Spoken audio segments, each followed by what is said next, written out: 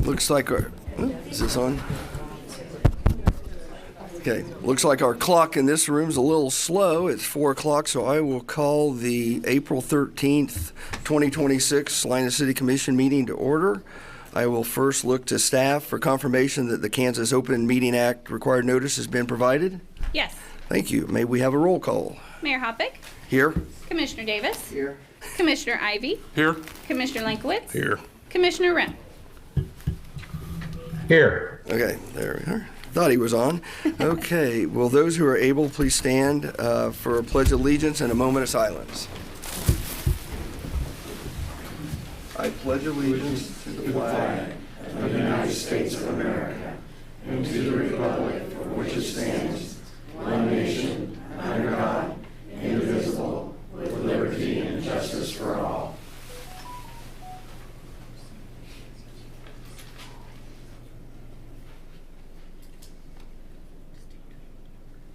Thank you. You may be seated.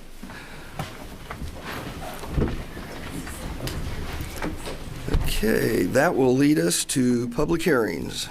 Item 3.1, conduct a public hearing and consider approval of resolution number 26-8343, naming the parking lot at Santa Fe Avenue and Ash Street the City Lights Pavilion. Okay, I will open up the public hearing. Mr. Hammond. Thank you, Mayor and Commissioners. Jeff Hammond, Parks and Recreation Director. Briefly, I wanted to just have 4 public namings today. 4 public hearings. I want to make sure I just cover a little summary of the naming process and policies. There is a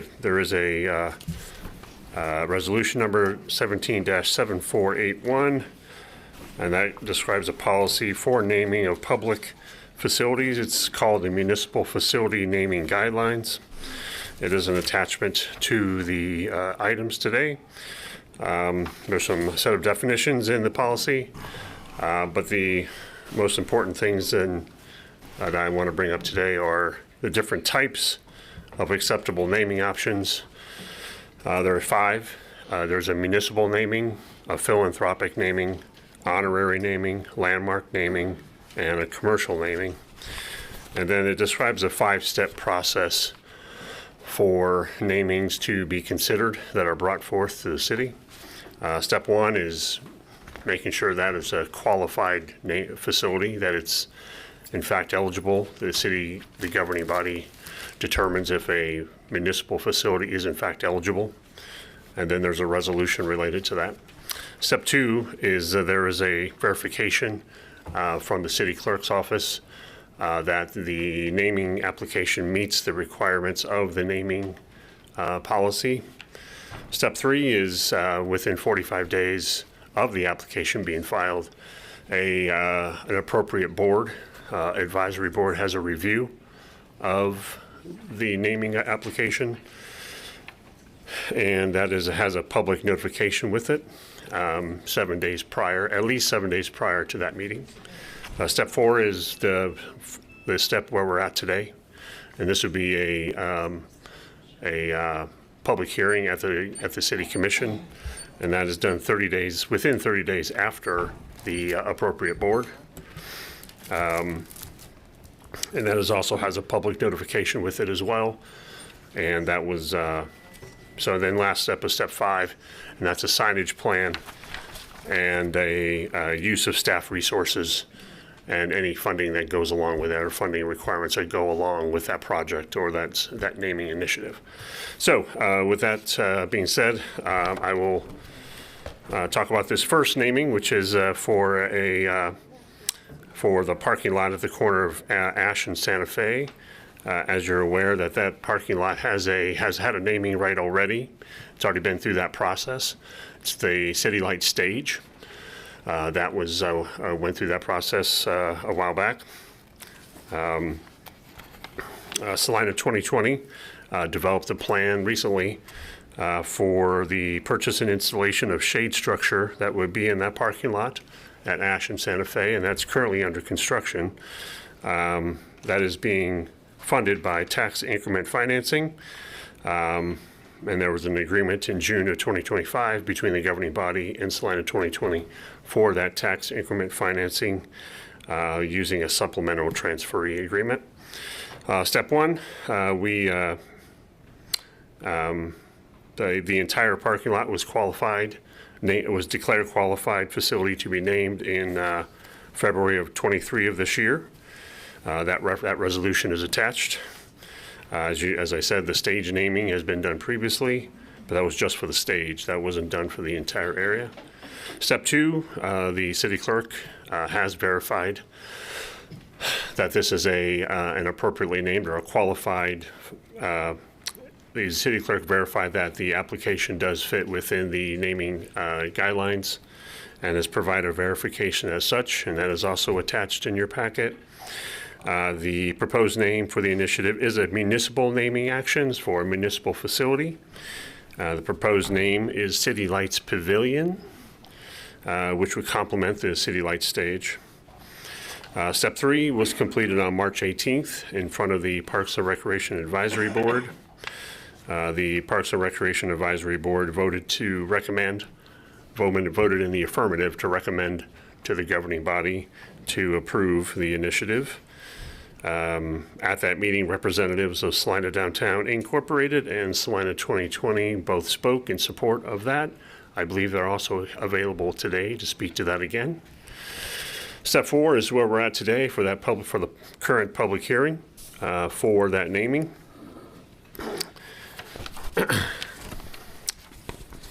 Sorry, paperclip in my way.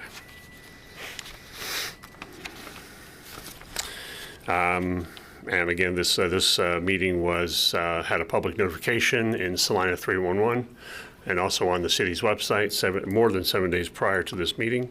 And today's actions are to review the city clerk's verification for its compliance to the guidelines, review the merits of the naming initiative and supporting documentation that are provided, and take action on that municipal facility naming initiative, including approval, denial, amendment, or postponement, or send the initiative back to a related board.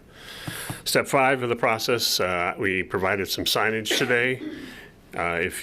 Scott, if you're willing to bring that up for this one when you're able, there is some sign renderings that go along with this construction of this shade structure in this naming. City Lights Pavilion, so there's two names,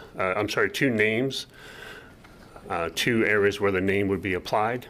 One would be at the entrance of Santa Fe, and the other would be part of the structure that would be facing north of that shade structure. So as you enter off of Santa Fe, there will be a sign there, and there will also be a sign that is facing north that's mounted to the shade structure and facing ash. So those two locations, and the signage will be funded as part of the TIF financing and will be manufactured and installed as part of that process. City staff would have limited resources in this and funds in this other than the TIF financing. However, city staff would be responsible for the future maintenance and repair, if needed, of this shade structure. So for today, for this public hearing or for this item, you can approve Resolution 26-8343. You can also approve it with amendments, or you can postpone this resolution, or you can vote to deny the resolution to not name the parking lot. I'll stand for any questions you may have, but also I would imagine Salina Downtown and Salina 2020 may want to speak on this in support of this request. So. Okay, before we have any questions, is there anyone from 2020 or SDI that would like to speak? Good afternoon. This is Leslie Bishop, Salina Downtown Incorporated. I just want to say that first, thank you for allowing this to come before the City Commission today. I think this shade structure, shade pavilion in that parking lot will be a huge enhancement, not only for the Salina Downtown Incorporated events, but the events that are held throughout Salina, such as the marathon. Having a name associated with the location will make it very easy for people to find where events are being held. And of course, as Mr. Hammond had said, City Lights Pavilion complements the name of City Lights Stage that's already in place. So I just want to say thank you again, and I will mute myself. Okay. No comment. Thank you, Leslie.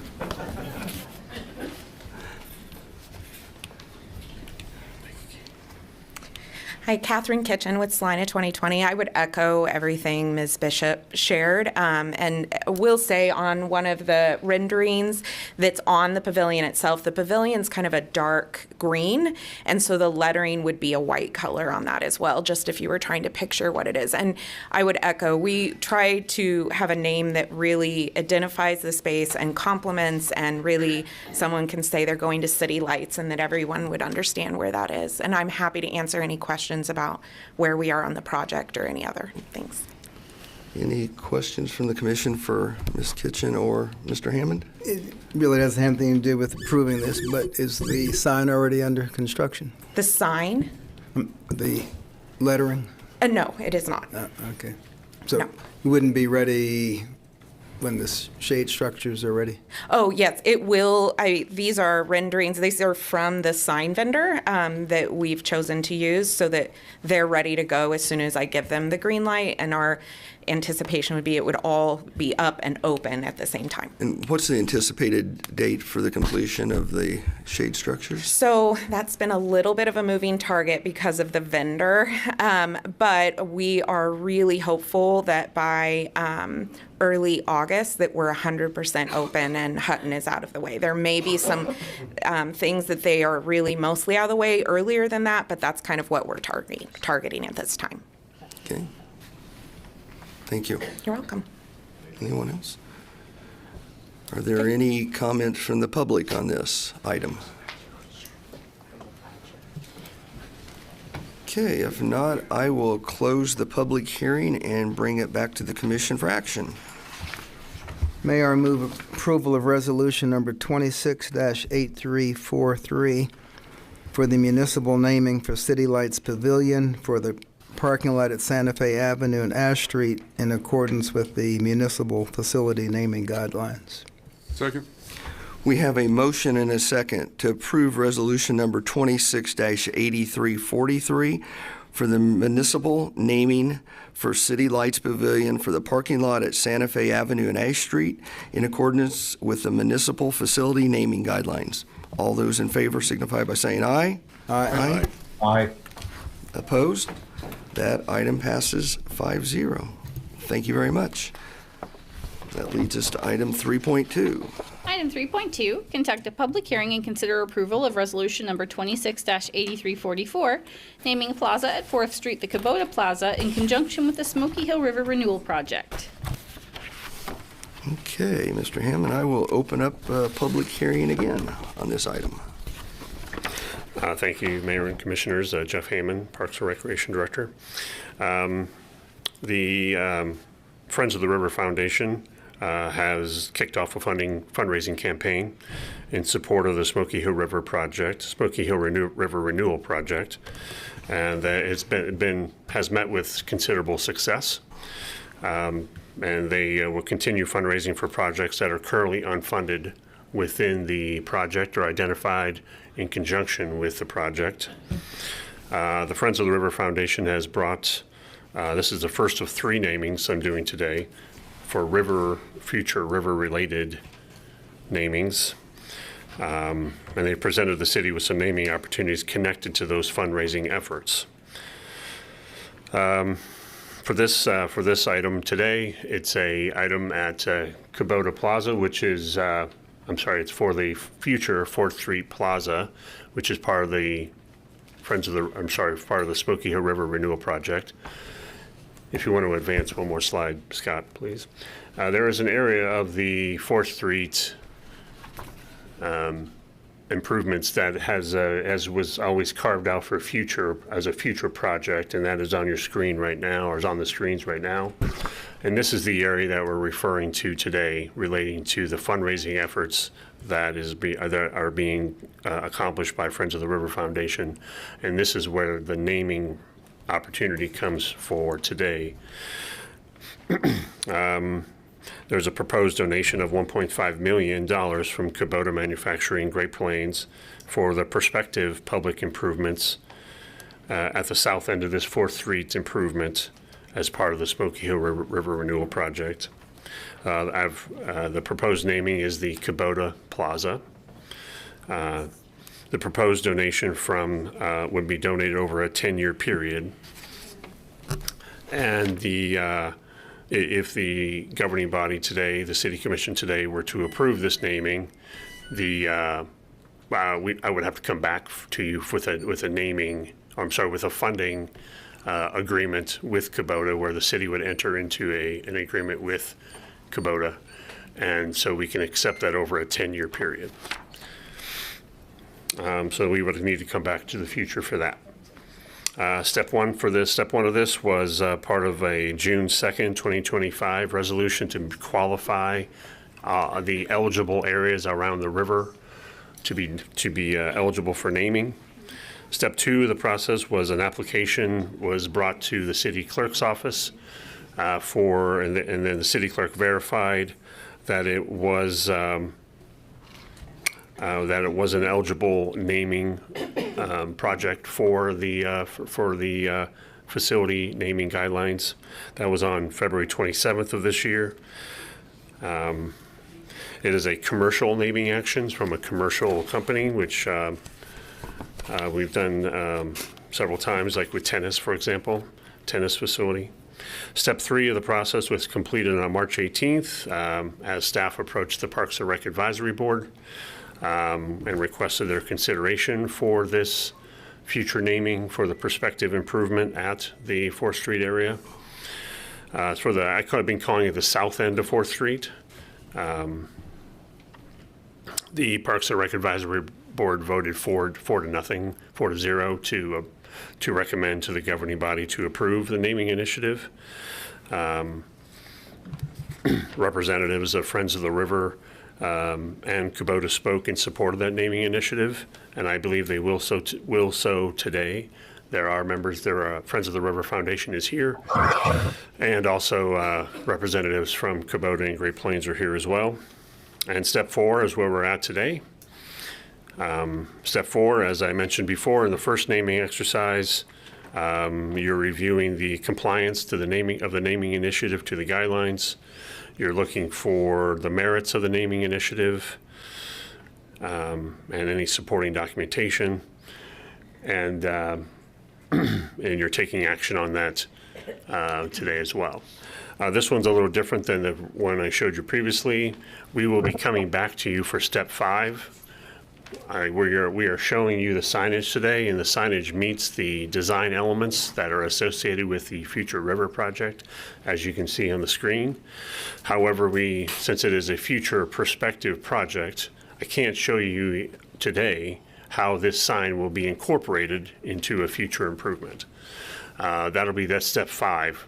When we come back to you in the future, when we have a project, we can show you the details. We can show you the final design and specifications. We can tell you in detail how it's going to be funded, what the estimates of costs are, things like that. And then we would come with a bid award or a project authorization of some type of request for authorization, and how that signage on the screen would be incorporated into that improvement. You can approve Resolution 26-8344 to approve this naming. You can approve it with some amendments as you deem appropriate. You can postpone consideration of the resolution, or you can vote to deny the resolution today.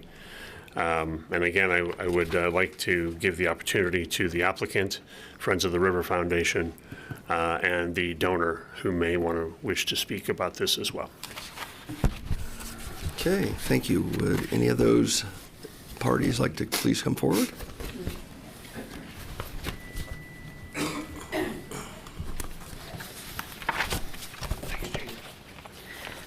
Hi, my name is Jane Anderson. I'm the Executive Director for the Friends of the River Foundation. We would really just like to say thank you for this opportunity to bring forward some of these exciting opportunities for the Smoky Hill River Renewal Project. At this time, I would like to say thank you to the generous donation also that was made by Brad Stewie and Paula Freed for the land on 4th Street where the plaza will be built. I would also like to thank Board Member Tom Martin, who has chaired the Friends Development Committee, and with his expertise, he has guided this campaign to success. We do have over $8 million in confirmed pledges and gifts at this point, and we are working on some more. I think we have almost 11 million or 12 out in ask total. So we'd also like to thank the committee members of the Development Committee, Melissa Bixby, Lloyd Davidson, Bridget Hall, Brad Stewie, and Carolyn Weedle. The first naming right that the Friends would like to submit is from Kubota Manufacturing of America. They would like to name the new plaza Kubota Plaza for $1.5 million. This will be built on 4th Street across from the garage. And Kubota would like to pay this naming right in a 10-year payment plan. They would like to pay this and begin in 2026. They will do it at the end of the year, but they would start in 2026. So just to let you know a few things about Kubota, which I pulled off their website. Kubota's corporate headquarters are in Salina, and it operates 1.6 million square feet of manufacturing space across 8 state-of-the-art manufacturing facilities in central Kansas, including the communities of Abilene, Assaria, Ellsworth, Kip, Lucas, Salina, Tipton, and Enterprise. For over 45 years, Great Plains Manufacturing has been known as a world-class manufacturer of agricultural, farm, and landscaping equipment in central Kansas. Kubota has recently added a new construction equipment division with over 2,200 dedicated employees. Great Plains Manufacturing continues its dedication toward innovation and professional growth while maintaining its family culture and community values. Thank you, Jane.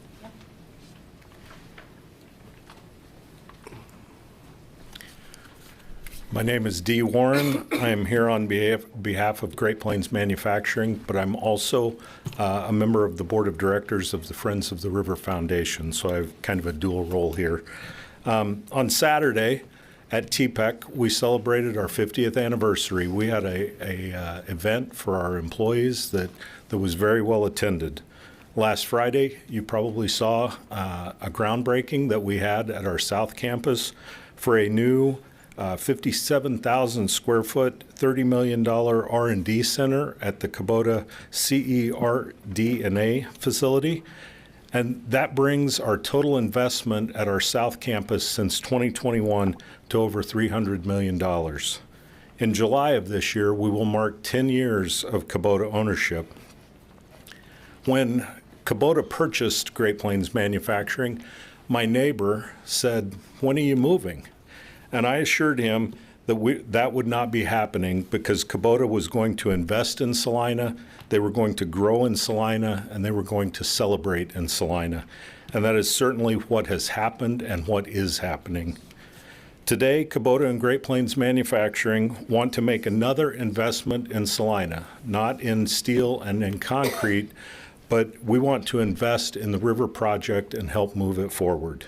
We're excited to put Kubota's name on the plaza and excited to help move this project forward. Great Plains' commitment to the plaza is a 10-year investment, and we look forward to our next 50 years within the community. Thank you. Thank you, Dee.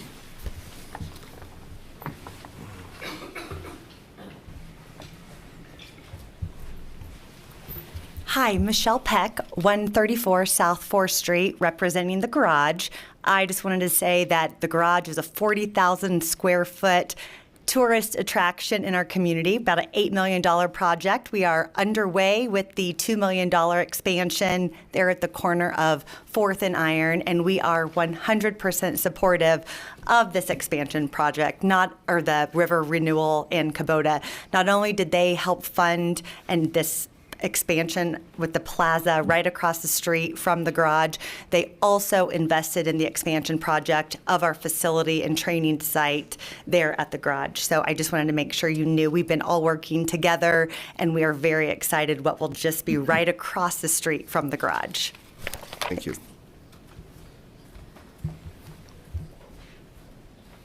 Okay, are there any questions or comments from the commission for any of the presenters?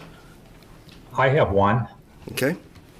And let me start out with apologizing on my camera. I guess I got to be smarter than my laptop camera. I can't figure it out. Question though. In the logo, in the Kubota logo, there are parts of seemingly 4 letters that are cut out like squares in the logo, and it must represent something. I just figured we should know what that represents. Thanks, Steve. You're correct. The Kubota logo is missing squares within the logo itself.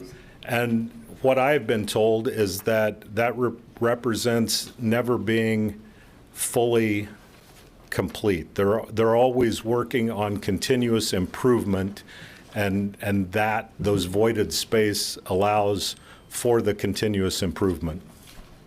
Okay, I see 5 of them, and good answer, at least if asked. It would be nice to have a logical answer. Okay, I can certainly have more information if the commission would like that. Just curious. Okay, are there any comments or questions from the audience? How are we doing, gentlemen? Richard Albert Humphrey II, Salina, Kansas, volunteer coordinator, Project Pollinate. Last year we got together, we cleaned up about, I think it was 60-ish trash bags out the river. We plan on doing a little bit more, but with the corporate funding and sponsorship, we hope to collaborate. I'd like to say thank you to Dennis, a couple of the boards for providing the gloves and bags and such last year. But moving forward, we're happy to continue with cleaning up the river, and hopefully we can get some proper education and keep it that way. I appreciate you. Thank you.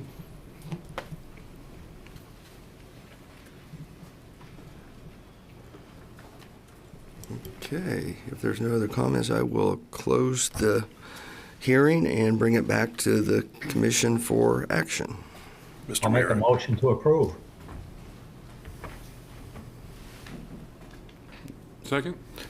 Okay, we have a motion and a second to approve resolution number 26-8344 for the commercial naming for Kubota Plaza at the south end of the 4th Street Plaza, contingent upon funding being appropriated and approval of the construction of the public improvement in accordance with the municipal facilities naming guidelines. All those in favor? Aye. Aye. Opposed? That item passes 5-0. And I just wanted to make a comment that Great Plains Manufacturing has been a tremendous asset and partner with the city of Salina for years, and it appears Kubota is stepping into that role and doing the same thing that Great Plains was doing. And the other day at the groundbreaking, I made the comment that I bleed purple, but I've kind of come to like the color green and orange after what's going on. So again, thank you very much to Kubota for their dedication and investment in our community. That will lead us to item 3.3. Item 3.3, conduct a public hearing and consider approval of resolution number 26-8345 to name an area adjacent to the lake at Lakewood Park, the Quintin and Florence Applequist Memorial Natural Area in conjunction with the Smoky Hill River Renewal Project. Mr. Hammond. Did you? I need to open the hearing. Yes, thank you.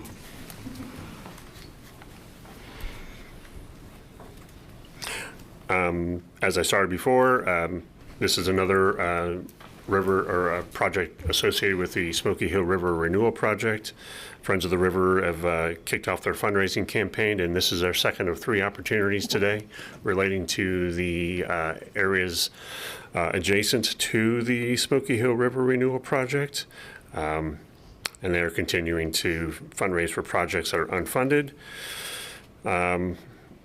This is a proposed $2 million donation from the Applequist family for prospective public improvements at Lakewood Park. It'd be on the north side of the, be part of the Lakewood Lake, and it'd be part of the Smoky Hill River Renewal Project. And the proposed naming initiative is the Quintin and Florence Applequist Memorial Natural Area.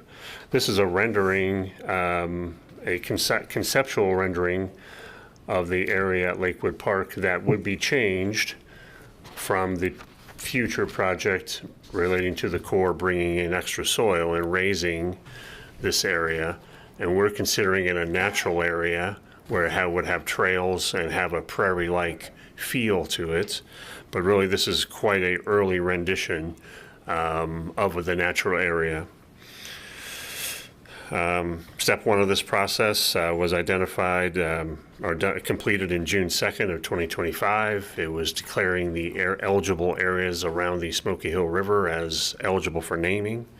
Step two, the city clerk received an application from Friends of the River Foundation, and she did verify, the city clerk verified that it is compliant with the naming guidelines, policy and guidelines. This is a philanthropic naming, which does not require a petition. And as I said, the proposed name, Quintin and Florence Applequist Memorial Natural Area. Step three of the process was completed March 18th at the Parks and Rec Advisory Board. The board considered the request and voted 4-0 to support, to approve the request to the governing body for the naming initiative. Representatives from Friends of the River Foundation spoke in support of the naming initiative, which they will also do today. But I believe there's also representatives from the donor, from the Applequist family here today as well, that would like to speak about this as well. Step four is where we're at today. And again, I'm repeating myself now, but your step four today is at this public hearing to see the city clerk's verification that it does comply with the guidelines, that the merits of the naming initiative and the supporting documentation as provided, including the name, is reviewed, and then take action on that on this naming initiative. As I said with the 4th Street Plaza, this is for a future prospective project that has, as part of a fundraising program for Friends of the River. Step 5, which would be the signage plan. As you can see, there is a conceptual sign that would be in compliant with the river renewal sign package, or the how the visualizations look of the different areas of the river. But we will return to you for a 5th step for the final approval of this signage plan and how the funding correlates to a project, and that project would then have a little more design to it, specifications to it, the estimate of cost and the funding that would contribute to that cost, and hopefully a recommendation for awarding a bid or project authorization, and lastly, how this sign will be incorporated into that natural area. Again, you have some four possible options today. Approve Resolution 26-8345. You can approve the request with amendments as the governing body sees fit. You can postpone consideration of the resolution, or you can vote to deny the resolution today. And I'll stand for any questions that you might have, but also I would like to give Friends of the River Foundation and the donor an opportunity to speak if they wish. Okay, would either party like to come forward?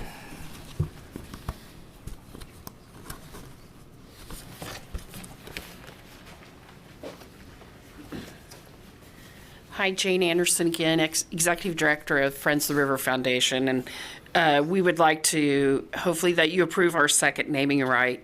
The new naming right is for the Lakewood Natural Area, and will be created out of the silt that will come from the riverway and be placed in the dry part of the lake.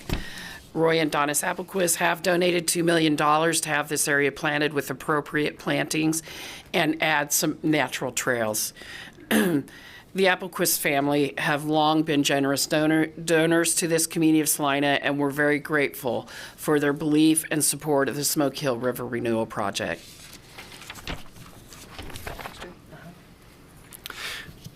Good afternoon. I'm Gus Applequist, and I'm pleased to speak to you today on behalf of my family and my parents, Roy and Donis Applequist, and in memory of my grandparents, Quintin and Florence Applequist.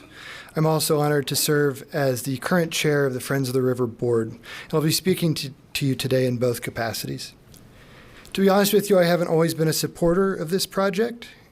When I first heard about the effort to renew the old Smoky Hill River channel, I was in high school. And I pictured what I'd seen of river projects in other communities where trees were ripped out and a river turned into a glorified ditch. And that's not what I wanted for the Smoky Hill River.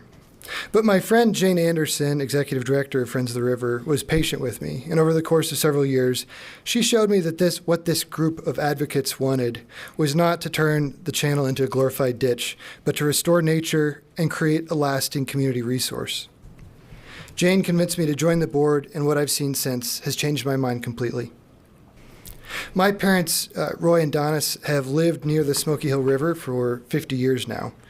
Our family has witnessed the river's beauty and the wonder of the animals, birds, and plants that call it home. We've also watched the old channel lose the life it once had. Where there was once a wide flowing river, now there is a narrow, silt-choked channel. Where there were fish, now trash and debris accumulates. For 80 years now, our family has lived in and benefited from this community. My grandfather, Quintin Applequist, was born just south of Salina near Salemsburg. After serving in the Navy during World War II, he came back and founded Applequist Tool and Machine here in Salina in 1946. Over the next 30 years, he grew that small shop into Roberts Industries, a company with over 400 employees. Florence was beside him through all of it. Together, they raised their family here, built their business here, and invested in this community for decades. My dad, Roy, was born that same year, 1946, and grew up watching Quintin and Florence pour themselves into Salina. He founded Great Plains Manufacturing in 1976, and when he moved the corporate offices to East North Street in the 90s, he was a little selfish in his design. He gave himself a great view of Lakewood Park. On days when Dad faced difficult business decisions, he could look out at Lakewood and the people enjoying the park, and it would settle his thoughts. Between that view, time spent canoeing as a family on the Smoky Hill, and memories of the boats near Oakdale Park from Dad's youth, the river and Lakewood Park have become deeply important to our family. 4 generations of Applequists have now chosen to build their lives here in Salina, most recently my nephew and his wife, who have chosen to make their home here in Salina. Today, our family is pleased to announce this $2 million gift to the Let It Flow campaign to create the Quintin and Florence Applequist Memorial Natural Area. This gift will help build a new trail system in a natural hillside within Lakewood Park. We are proud to honor the memory of Quintin and Florence and to invest in the revitalization of Salina's river and lake for future generations. Now, speaking as chair of the Friends of the River Board, I want to remind you briefly of our mission. Friends of the River advocates, communicates, and educates for the good of the Smoky Hill River to benefit the community through which it flows. This project isn't just about the river. It's about what the river makes possible for Salina. 2 years ago, we stood here and told you about this project and how the RAISE grant would benefit Salina. I said that the types of projects we take on say a lot about who we are, and we've been learning a lot about Salina from work on this project. As we've begun conversations with donors about this campaign, it is clear that the river means a great deal to the people of this community. Donors are supporting this campaign for many reasons, from excitement about new trails to honoring their family's roots. From dreams about paddling the river to opening new possibilities along the riverway. None of this happens without partners. Early supporters like Kubota and the Earl Bane Foundation are launching this campaign with tremendous energy, and a growing number of people, organizations, and foundations are lending their support every day. We are continually blown away by their generosity. And we are deeply grateful for the city of Salina, for your investment, your work, and your continued leadership in restoring this riverway. This has all been made possible by you. Many of the people supporting this project are planting seeds of trees they may never get to sit under because they care about the future of this place. I look forward to the day, and it is almost here, when all of this planning finally turns to action.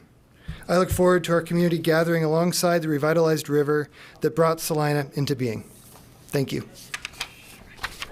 Thank you, Gus. Okay. Are there any questions or comments from the commission on this? Comments from the public?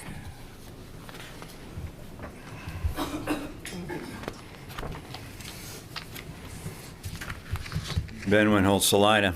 I hate to put a dark cloud on this particular item that's up for vote.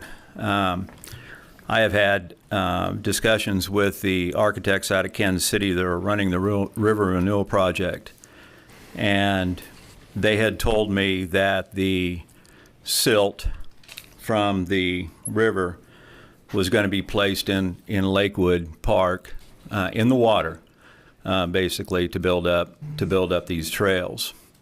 It is a known fact that river silt is not workable, period. It just flattens out. On top of that, 60 years ago, this river was abandoned because of the flood dike that's put in place. With that, it was neglected. The city did nothing with it. On top of that, there are 35 drains that run into this. It's the reason why it was never covered up and flattened out. The biggest one is an 8-foot by 8-foot culvert behind YMCA that starts at St. Mary's School on Cloud Street. So you can see how many neighborhoods actually drain into this river. With that being said, everything that comes from the street, from salt to antifreeze to fuel to oil, basically can end up in this silt that is going to be removed. And the silt at the Ohio underpass alone is 8 foot deep. The culvert is 8 foot below the silt. So there's how much is in there. So my comment, not so much a question because I'm questioned out, the comment is I don't see how this is going to be possible to build this up in the future because of the fact that you're going to ruin the wildlife, fish, and everything in Lakewood when you put what could possibly be 60 years of contaminated soil into that lake. So maybe this one needs to be refigured. Thank you. Thank you. Okay, anyone else? Hello, Mark Trussell. I live here in Salina. I got more comment from this gentleman here. I was talking to the Kansas Wildlife and Parks guy that came to Lakewood one day when I was fishing there. And I asked him that same question. I said, they're going to plan to put all that silt in here. How is that possible when it's contaminated? Because we all know it's contaminated. The city sewer system dumps right into it. And according to Wakefield, Kansas, when they pulled out their silt, they had to put it out for over a year to sit, to allow the contaminants to come out of it before they could use it. Another thing the Kansas Wildlife and Parks guy mentioned is that I said, once you cut into that river, because I think the project is to open the river up into Lakewood Park, what happens to all the fish? Are you still going to stock it? He goes, oh, no. He goes, we can't stock it. They'll all go into the river. So all this family fishing that is represented for Lakewood Park all goes the way. No trout, no fish. You're going to have carp and gar in there so that you guys could, like you said, the river, the reason they did the cutoff was because my grandfather used to tell me, oh, Salina used to flood all the time. That's why they put that cutoff in there. So I don't know, are we going to end up with more houses in the flood zones now? Raise everybody's insurance? I'm not for this project. I think this project is stupid. But that's me. I thought we all voted it down in Salina, but somehow it snuck through. We did. And So anyway, that's just another thing. You're just going to ruin Lakewood Park. By dumping that silt, there won't be no more fishing. But that's me. Thank you. Yeah, thank you.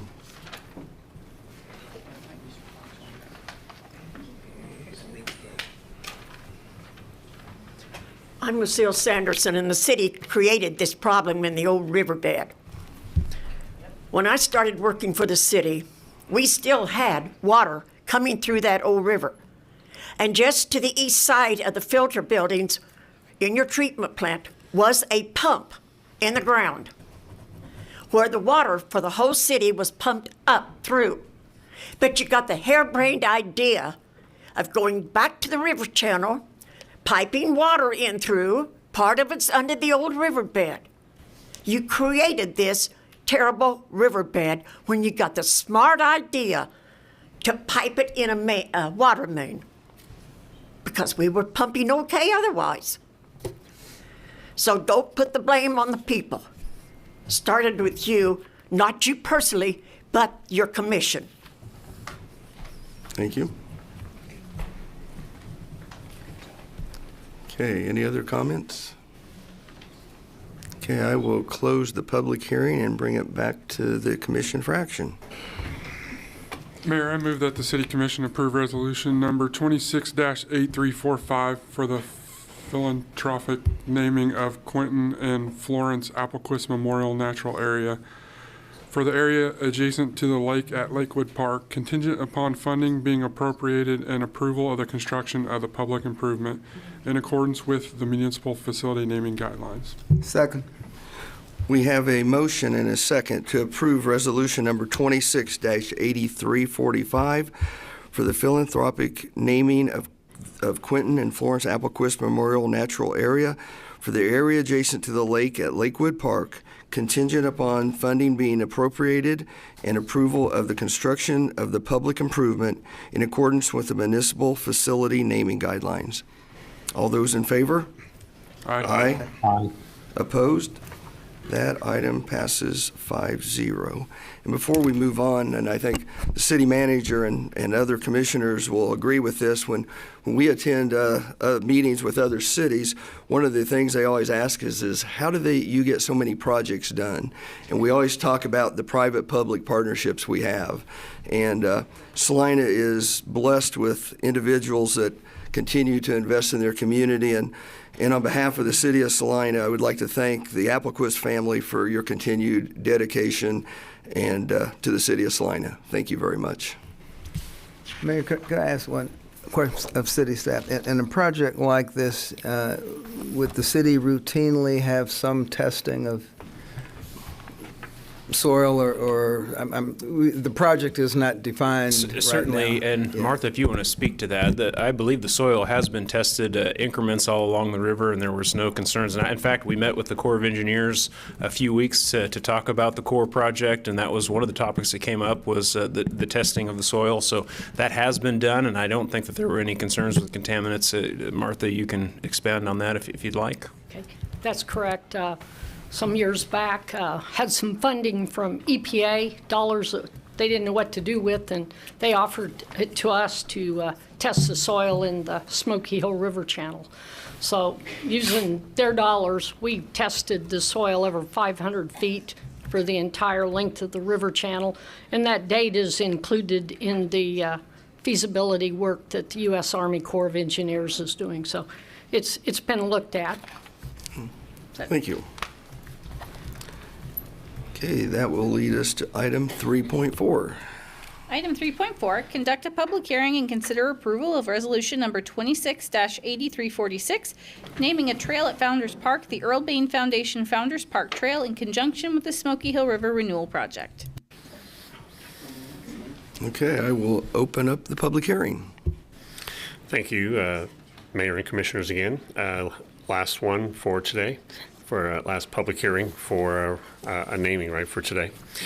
As I'm repeating myself, but I want to make sure I'm consistent. I guess Friends of the River have their fundraising campaign to support the Smoky Hill River Renewal Project, and they've had quite a bit of success. This one also is successful for funding projects that are currently unfunded, or finding funding for projects that are currently unfunded. And there's a naming right that is associated with an area at Founders Park. Founders Park is the park that is to the north of the Salina Community Theater. It's the area that kind of wraps around that north edge of the community theater. And if you cross that area, you go into where the field house is to the northwest. That's Founders Park. Fundraising efforts by the Friends of the River resulted in a proposed donation of $1.6 million from the Earl Bane Foundation for prospective public improvements at Founders Park as part of the river project. And the proposed naming initiative is Earl Bane Foundation Founders Park Trail. Again, step one, the project was qualified, or the area was qualified as named a qualified facility by the City Commission in June 2nd of 2025, Resolution 25-8296. Step two, the city clerk did verify the naming application was compliant with the naming guidelines for the City of Salina, and that is provided as an attachment to your packet. It is a philanthropic naming because it's named after an individual, Earl Bane. Process three was step three, March 18th. Staff approached the Parks and Rec Advisory Board, requested consideration of this naming initiative for future prospective public improvement.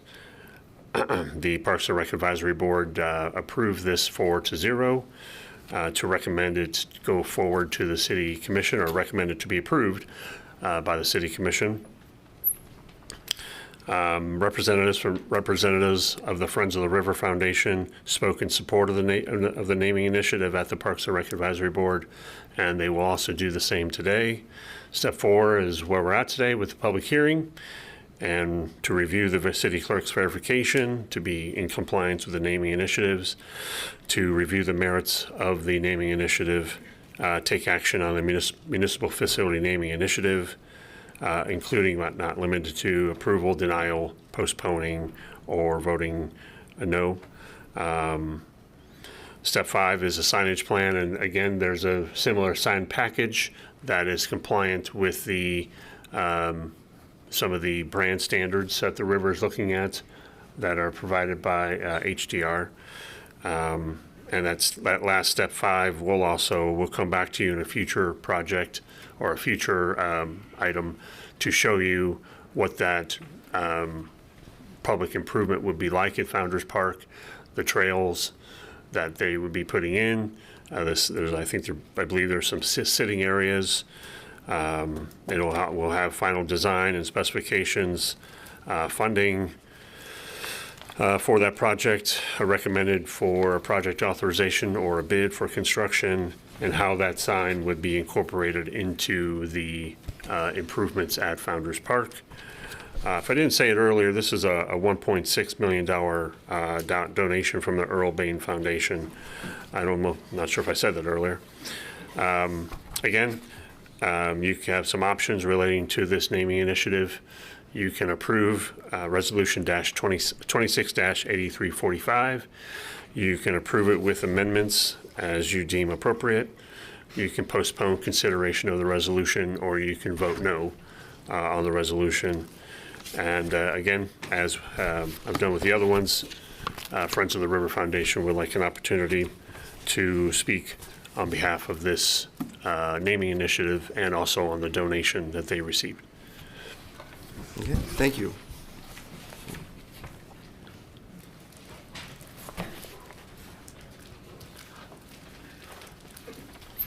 Again, I'm Jane Anderson from the Friends of the River Foundation. The Earl Bane Foundation Founders Park Trail, it is located next to Theater Salina. They have donated $1.6 million for this part of the trail. This piece of the trail along the Smoke Hill River in Founders Park has had no support from the City of Salina or the RAISE grant. This gift will create the connection needed to link the downtown and the new plaza on 4th Street with the rest of the Riverway. The Earl Bane Foundation, however, also sponsored 4 trails in North Salina, so their total gift is actually $2 million. This is the largest gift for one project in the history of Earl Bane Foundation. And one of the trustees told me that this project they find is the most democratic project they've ever been part of, because this riverway and trail system will be for absolutely everyone in our community to use, as well as our visitors. Since its founding in 1994, the Earl Bane Foundation has given $18 million in grants and scholarships to students and charities located in Saline County. We are really grateful for the Earl Bane's board's belief in the Smoke Hill River project. Thank you. Thank you. Okay, any questions or comments from the commission? Make a comment. Okay, go ahead. A meeting I was at recently, having been part of Salina for decades, I said to myself, who the heck is Earl Bane? And I did a little research and just very impressive. Earl's legacy, one of the pioneers of the Dairy Queen franchise, developing almost 150 locations over 7 states, and I think it's a very generous donation he's looking to make. For sure. Hey, thank you. Any comments from the public? If not, I will close the public hearing and bring it back to the commission for action. Mr. Mayor, I move for approval of resolution number 26-8345 for the philanthropic naming of Earl Bane Foundation Founders Park Trail at Founders Park, contingent upon the funding being appropriated and approval of the construction of the public improvement in accordance with municipal facility naming guidelines. Second. We have a motion and a second to approve resolution number 26-8345 for the philanthropic naming of Earl Bane Foundation Founders Park Trail at Founders Park, contingent upon funding being appropriated and approval of the construction of the public improvement in accordance with the municipal facility naming guidelines. Mayor, I think we have it's ordinance 8346 and 8345 on the blue sheet. I don't know if we need to verify that. Would you like me to do an addendum to that? It does say that, yeah, the white sheet is 46. It is 8346 is the resolution that's tied to the Founders Park naming initiative. Who made the motion? I did. Would you like to make the motion just changing the resolution number? Absolutely. Okay. I'll make a motion to change the resolution number to 26-8346. Second. Second, okay. I had a motion second to approve the resolution number. All those in favor? Aye. Aye. Opposed? Okay, now we'll vote on the resolution. All those in favor? Aye. Opposed? That item passes 5-0. We do have one change to the agenda. Item, what was 6.3 has been moved to 3.5 as we need to conduct it as a public hearing. So new item 3.5 is to conduct a public hearing and consider approval of ordinance number 26-11279, providing for a 105-foot break in access control along the west side of Ohio Street for the Salina Family Healthcare Center. All right. Okay, I will open the public hearing and turn it over to Mr. Hers. Thank you. Dustin Hers with Planning and Zoning for the City of Salina. This item is a companion item to both items 6.1 and 6.2 and is best understood with some background and context to those 3 items. So if we can pull up the slide here. Next slide, please. So Salina Health Education Foundation has purchased the former Kansas Gas and KP&L site before that. It's the northwest corner of Ohio Street and Edison Place. And that property was originally developed in 1979 for a utility operation. So the east 200 feet is currently zoned C3 for their office operations, while the balance of the property to the west is all zoned Plan Development District I2. That's going to be important later for item 6.1, but it explains some of the nature of this this request here. So what they're looking to do is rezone this property to a unified C3 zoning in order to redevelop it for a medical clinic. In addition to rezoning the property, they're also looking to replat the property to clean up property line dimensions, as well as establish new utilities, access or utility easements, as well as drainage easements. And they're also proposing a break in access along Ohio Street, so the north 150 feet of the property along Ohio there. And typically that is done through the platting process, where you have a preliminary plat that goes to the Planning Commission, and you have a final plat that goes to the Planning Commission, and then gets recorded and establishes all of those easements as well as a break in access.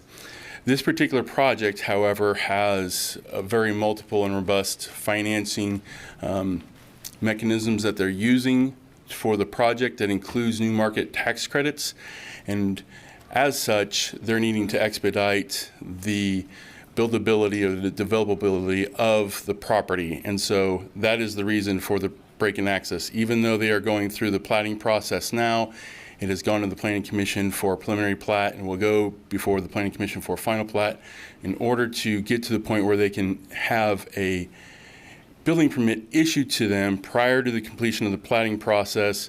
They are submitting two petitions, this petition for the break in access, as well as a petition to dedicate both utility easements and drainage easements.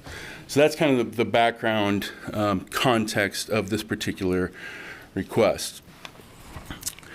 So the purpose for the proposed break in access at the north 105 feet of the property is that the traffic impact study that was conducted for you can go next slide, Scott, for this particular project approximates that there is 193 vehicles per peak hour generation. So during the kind of 5 o'clock rush, if you want to call it that, the PM rush, they estimate there'd be 193 vehicles associated with this particular property, as well as over 2,000 vehicle trips per day as part of this particular break in access. I should explain what a break in access is, because that's something that maybe not everybody knows. So along arterial streets like Ohio, a lot of times we have what we call restricted access. And what that means is that particular property is not allowed to have any kind of curb cuts or entrances or exits onto those arterial streets in order to keep traffic flowing and prevent or mitigate traffic accidents that might occur otherwise. And so currently there is restricted access along Ohio. The traffic study that was conducted concluded that having two access points for the proposed medical clinic for Salina Family would actually reduce traffic conflicts, because it would evenly disperse vehicles coming in and out to the north, as well as, next slide, as well as to the south off of Edison. So here you see the site plan. You see that there's two proposed entrances and exits directly on Edison, which feeds into Ohio, and then there is the proposed entrance and exit on the northeast corner of the property. Next slide, please. So in their review of the traffic study with the engineering staff, they created two conditions of approval for the proposed break-in access. And so condition number 1 establishes a 5-year monitoring period following the opening of the new access, Traffic studies demonstrate that improvements like signal or turn lanes are warranted. The cost will be shared 75% by the foundation and 25% by the City of Salina. This is legally implemented through the submission of a special assessment petition, which establishes a project ceiling of $800,000. And so what that means is, in the future, after the clinic is up and operating, if a study is completed that determines that the intensity of the traffic or the volume of traffic or potentially other warrants that is under MUTC warrant additional traffic mitigation devices, those could be implemented at a time, with a maximum being a traffic signal, because the traffic signal is typically the maximum traffic device to help control traffic as far as the most expensive. Condition number 2, next slide please. The second condition requires post-opening traffic monitoring to evaluate actual on-ground conditions. The applicant must hire a qualified engineer to conduct traffic counts at 6 months and 18 months following the opening, which is after the certificate of occupancy. Funded 100% by the foundation. If the city determines additional counts are necessary within the first 5 years, those would be funded 50-50, with the foundation covering 50% of the costs and the City of Salina covering 50% of the costs. So to address these conditions, this particular item has both an ordinance and a resolution. So because there are 2 distinct items, staff has identified the following options for the Commission's consideration. For Action A, regarding the access break, you may, 1, approve the Ordinance 26-11279, granting the requested break and access control on Ohio Street. Number 2, you could postpone consideration. And number 3, you could deny Ordinance number 26-11279, leaving the existing access controls in place. For Action B, regarding the infrastructure, you could approve Resolution 26-8349 in response to the petition submitted by Salina Health Education Foundation, making findings as to the advisability of certain traffic control implementations and authorizing such improvements in accordance with those findings. You could postpone consideration of the resolution, or you could deny the approval of the resolution. For the first action, staff would recommend the following motion. You can move that the City Commission approve Ordinance number 26-11279, granting the 105-foot break and access control along Ohio Street, which is petition number 4444. Or you can move that, and for the second action, we would recommend that you move that the City Commission approve Resolution number 8349, making findings as to the advisability of certain traffic control implementations and authorizing such improvements in accordance with those findings. You can go to the next slide, Scott. Just kind of gives the recommendations there. Any questions about that? It's a unique project. This is to try to expedite Salina Family's ability to obtain a building permit. That's the primary reason for the control or the proposed break and access versus going through the whole plating process, which they're still going through and is pending. Dustin, quick question if I could. Sure. Where does the 105 feet come in at? Could you go back a slide or two and show us when you say the 105 feet?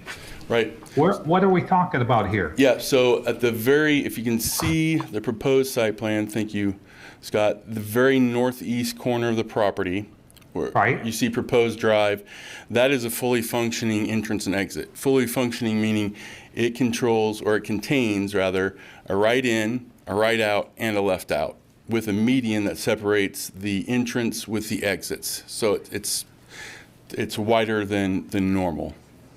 And that's the location. All the way up to 105 feet. I couldn't tell you exactly how wide that entrance is. I can tell you 105 feet is what the application is for. Okay.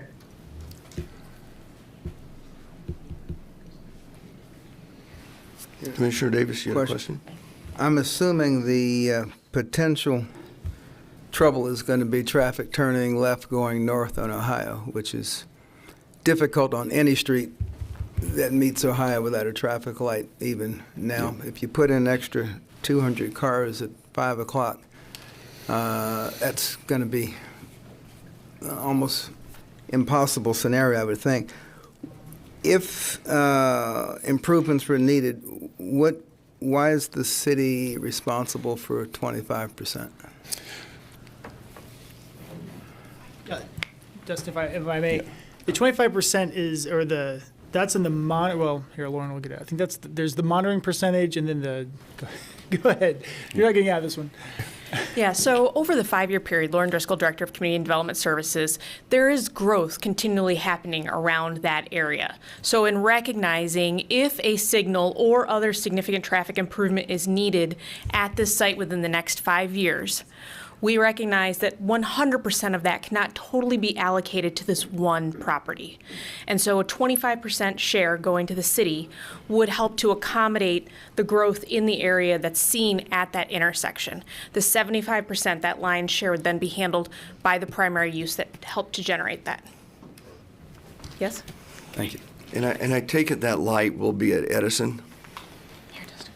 We do have Rex with the Public Works. He's the assistant deputy or the deputy director and the city engineer. We can speak to that.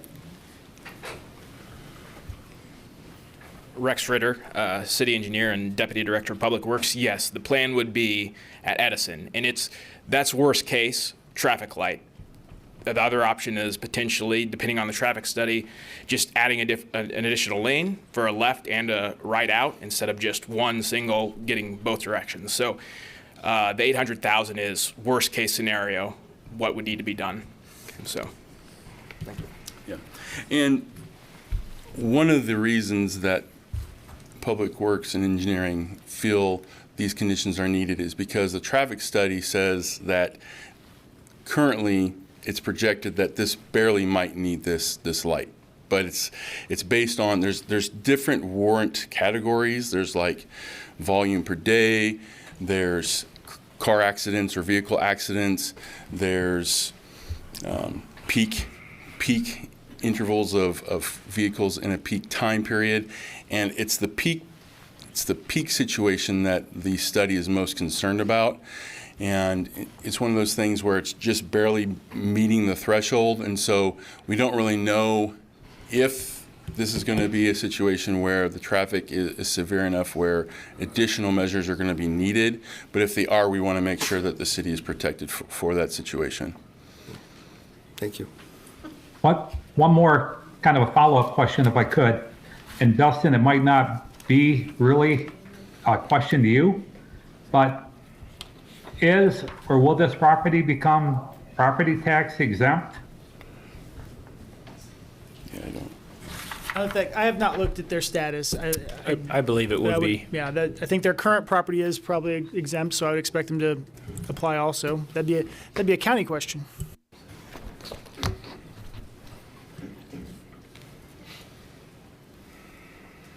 Okay, are there any comments from the public?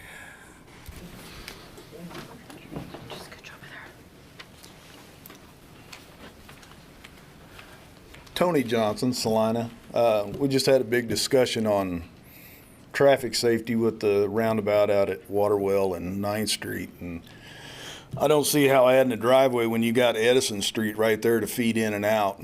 I mean, I tell my wife all the time, it's like Salina's trying to train drivers not to take alternate routes. It's like, you know, we can only go the path of least resistance. But and Lord knows we don't need another light, because the city of Salina has not figured out that they've invented controls to sequence stoplights, because we don't have 2 of them set that you don't have to stop at. I came down 9th Street the other day and stopped at like 11 of them between Walnut and Waterwell.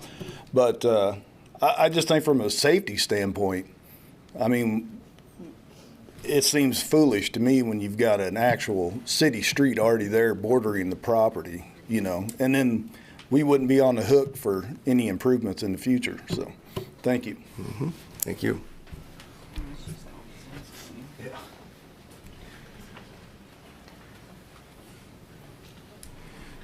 They're requesting that other exit onto Ohio. We have your as name, he please. mentioned, Can we have your name again, please, just for the record? Lucille Sanderson, Thank you, Salina. Lucille. Thank you. As he mentioned, there's Edison. It not only goes east, it goes west. And I don't know why they think there's going to be a rush of cars leaving that health facility.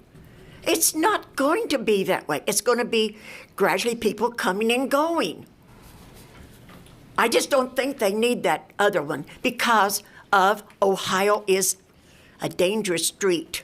There's times I stay off of Salina, but if they were going to be leaving everybody at 5 o'clock, I could understand that. But that's not the case. They're coming and going throughout the day. Correct? Do you agree with what I just said? You're not answering, are you? I agree they'll be coming all day long, but I'm not a traffic study expert, so. But another traffic light, and you get out there and there's a line of cars. It's going to be another headache. Thank you. Thank you.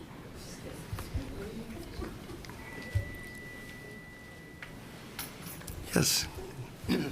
Bob Kraft, I'm the Chief Executive Officer of Salina Family Healthcare. I'm a Salina resident.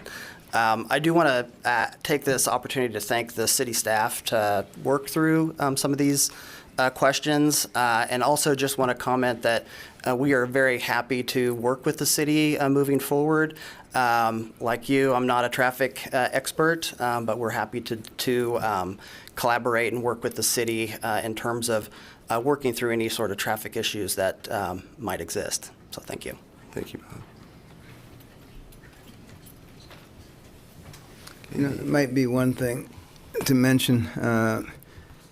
The Salina Family Health Center is quite busy now, but this, unfortunately and fortunately, is going to be a case of build it and they will come. It's about to get very much busy. I can see the value of having two options for getting in and getting out.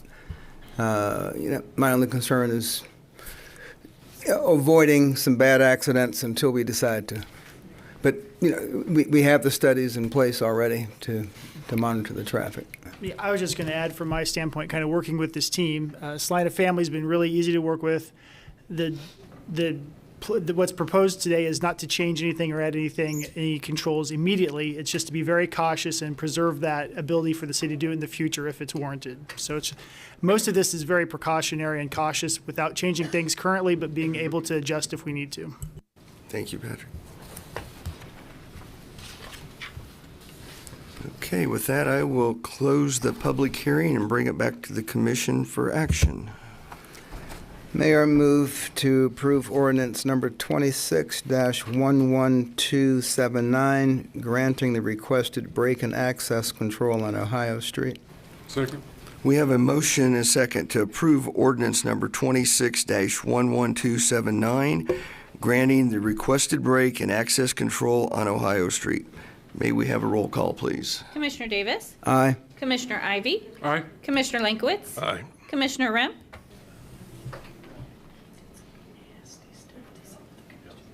Commissioner Remp, you there? Needs to unmute. I'm sorry. And I wanted to maybe suggest addendum to it for a right turn in and right turn out only. We have a motion and a second on the floor. Okay, yep, and I'm a nay. Okay. Okay, and Mayor Hoppeck? Aye. So that item passes 4-1. That will leave us to the resolution. Okay, Mayor, I move approval of resolution number 26-8349 in response to the petition submitted by Salina Health Education Foundation, making findings as to the advisability of certain traffic control improvements and authorizing such improvements in accordance with those findings. Second. We have a motion and a second to approve resolution number 26-8349 in response to the petition submitted by Salina Health Education Foundation, making findings as to the advisability of certain traffic control improvements and authorizing such improvements in accordance with those findings. All those in favor signify by saying aye. Aye. Aye. Opposed? That item passes 5-0. And I don't know if everyone saw it, but there was a groundbreaking out at the facility last Thursday, and it is a beautiful building that will help this organization to continue the tremendous mission they have. So congratulations, and I think we still have you on the agenda here later too, but I wanted to say that, so thank you. That will lead us to the consent agenda. Item 4.1, consider approval of the March 23rd, 2026 regular meeting minutes. Item 4.2, consider approval of resolution number 26-8341, adding 3 omitted lots to the Stone Lake Phase 3B Special Assessment Improvement District. Item 4.3, consider awarding the bid for the 2026 Mill and Inlay Project to APAC Kansas Shears Division of Salina in an amount not to exceed $2,443,455.21. Item 4.4, consider authorizing the mayor to execute a third amendment to the transfer agreement with Lighthouse Properties 3 Incorporated and Salina 2020 Incorporated for outdoor dining improvements at Starbucks and Yaya's Euro Bistro. And item 4.5, consider approval of resolution number 26-8342, amending the project authorization and providing for paving and reconstruction improvements of West Magnolia Road from Centennial Road to I-135. Okay, are there any items a commissioner would like to pull off the consent agenda? I would like to pull off 4.2 and up because I have a problem with it, but I have a conflict, so I will recuse myself when we vote on that one. So, are there any comments from the public on any of the consent agenda items?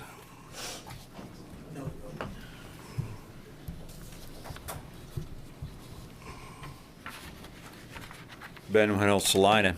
4.5. I would like to know what the amendment is all about for this construction. Is this involving more money, or is it just involving details with the plan itself?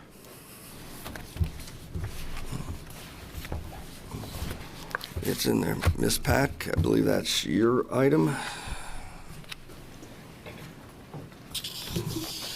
This project was originally authorized to issue debt. This is an amendment to the authorization to issue debt from $2.5 million to $3 million. It is not an increase in the project. It was when the bids came in, the construction project came in with a contingency of $3.9 million. After we subtract the grant of $1.5 million from KDOT, that got us awful close to that $2.5 million, but there were some additional costs for land acquisition and legal fees that put us over that amount. So that's why we're requesting that additional authorization. It's authorization to issue bonds in case the final cost does go over the $2.5 million. Thank you. Anyone else? Procedurally, is 4.5 still in the? Yes. Thank you. Yes. Okay. So in that case, I would move. What do you want to do? Do all of 4.2, and then I'll recuse myself if you would. Approval of consent agenda items, all of them except for 4.2. Second. We have a motion and a second to approve consent agenda items 4.1, 4.3, 4.4, and 4.5. All those in favor? Aye. Aye. Opposed? Those pass 5-0, and I will just step out briefly. Thank you.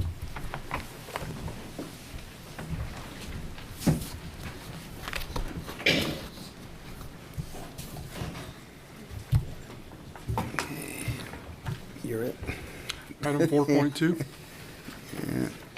All right, just as a reminder, item 4.2 is to consider approval of resolution number 26-8341, adding 3 omitted lots to the Stone Lake Phase 3B Special Assessment Improvement District. Do we need? I'll just move for approval of consent agenda item 4.2. We have to have public comment. Was that one included? I don't believe based on. That's true, because we didn't pull it for questions. It was more procedural because. I guess we'll defer to Mayor council. Hoppe I guess had it's to- safe to just see if anyone wants to ask a question about 4.2, and then you can vote. Is there any public questions or comment on 4.2? Okay. Hearing that, we'll take action. Second. Okay. So it has been moved and seconded that we approve resolution number 26-8341 with a bond payment period of 20 years and repeal the prior resolutions. All in favor, say aye. Aye. Aye. Aye. Opposed, same sign. That passes 4-0. And we'll bring back the mayor.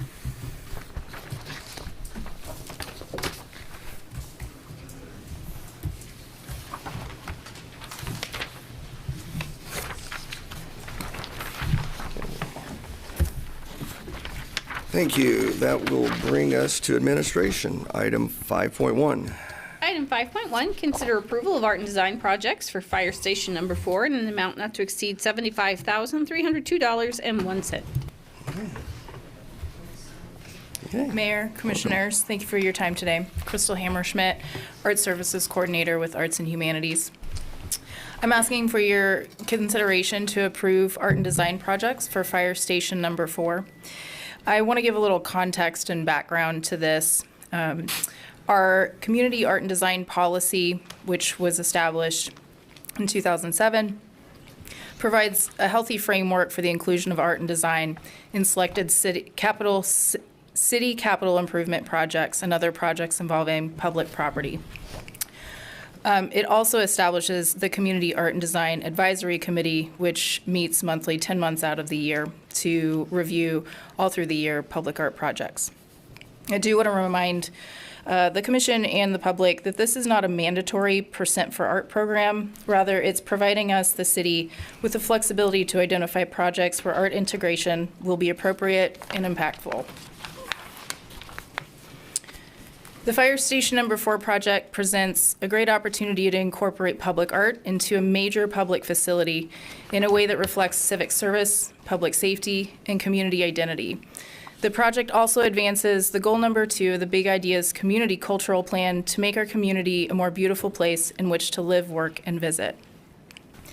Within this policy, all capital improvement projects, in addition to the Community Art and Design Committee, it is required to form a site committee specific to the project. So I do want to acknowledge all of the folks on that site committee, including the WSKF architects who've participated from the start, Salina Fire Department staff, other city department staffs who are responsible for the maintenance and long-term care of that space, our Community Art and Design Committee, and then our 6 committee members who served on this site committee.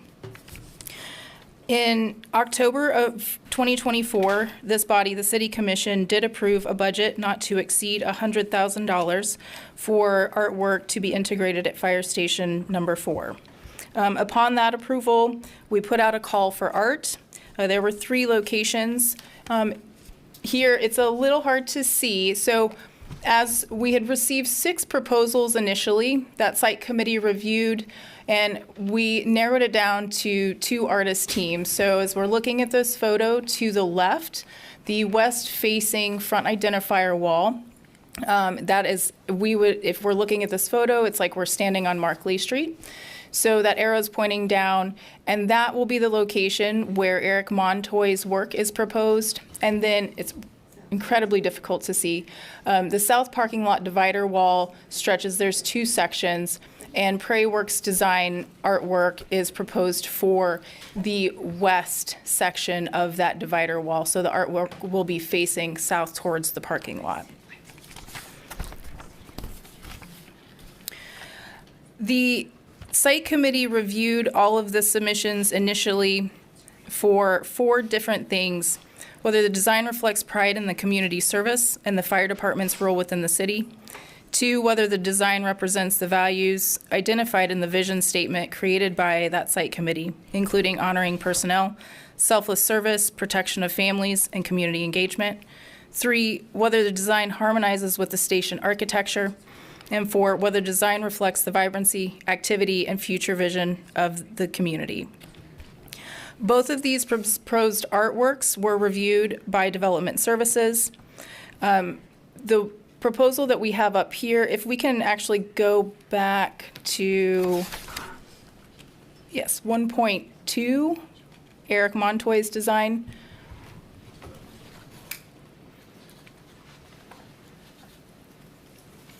We go a slide, maybe it's the next one. Okay, this is Prairie Works design, so I'm not, we may have our, what? Oh, okay. So I'll give a brief description of Eric's work. His work will be perforated stainless steel work. It includes some of the Art Deco designs that we see in the downtown area. Also, a centralized Maltese cross, which is a universally recognized symbol for fire and EMS service. And then a large numeral 4.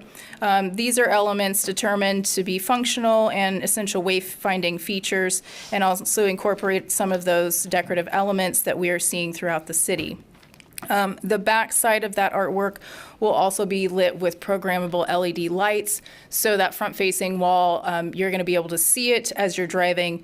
I think that wall is set about 60 or 70 feet off of Markley, so we want to make sure that work is visible both daytime and in the evening.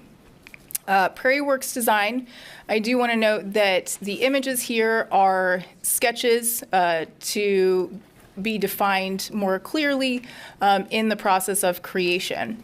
So at the top we see the wall. There's 2 sections, and these will be clay tiles.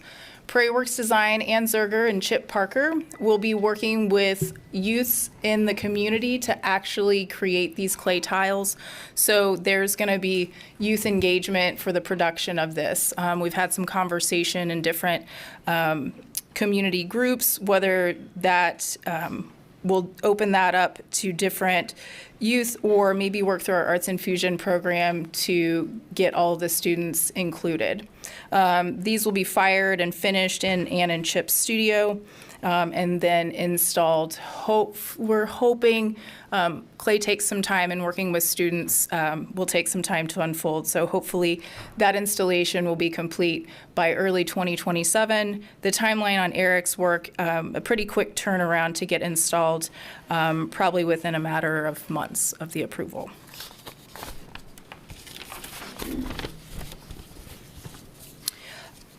Overall, the budget we are asking for is well under the approved amount of $100,000. We are not to exceed $75,302.01. We have incurred a little bit of additional cost with a change order for about $1,200, $1,295.14 for electrical access. We will be installing lights at this south-facing wall, so you can also see this artwork in the evening time, so there's some ground-mounted stuff. So we will also be adding about around $10,000 for the lighting and the fixtures to be lit onto this wall. Do you have any questions?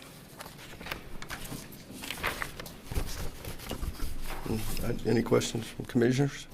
The $10,000 for lighting and fixtures, is that included in the $75,000 number? Yes, it is. Okay. Yeah, it's a nice looking design. I like it. So, okay. Any comments from the public?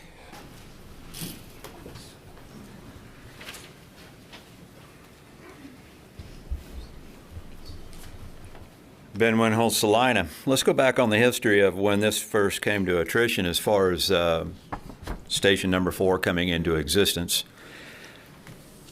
They went over budget, and they made the fire department take out $1 million worth of equipment and room needed for that facility that they wanted.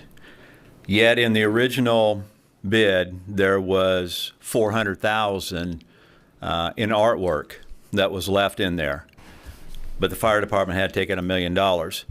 Now, my understanding one of the things that was taken out is a glass corner room where they were going to put their antique fire engine and have it on display all the time. For us auto enthusiasts, that's artwork that was taken out.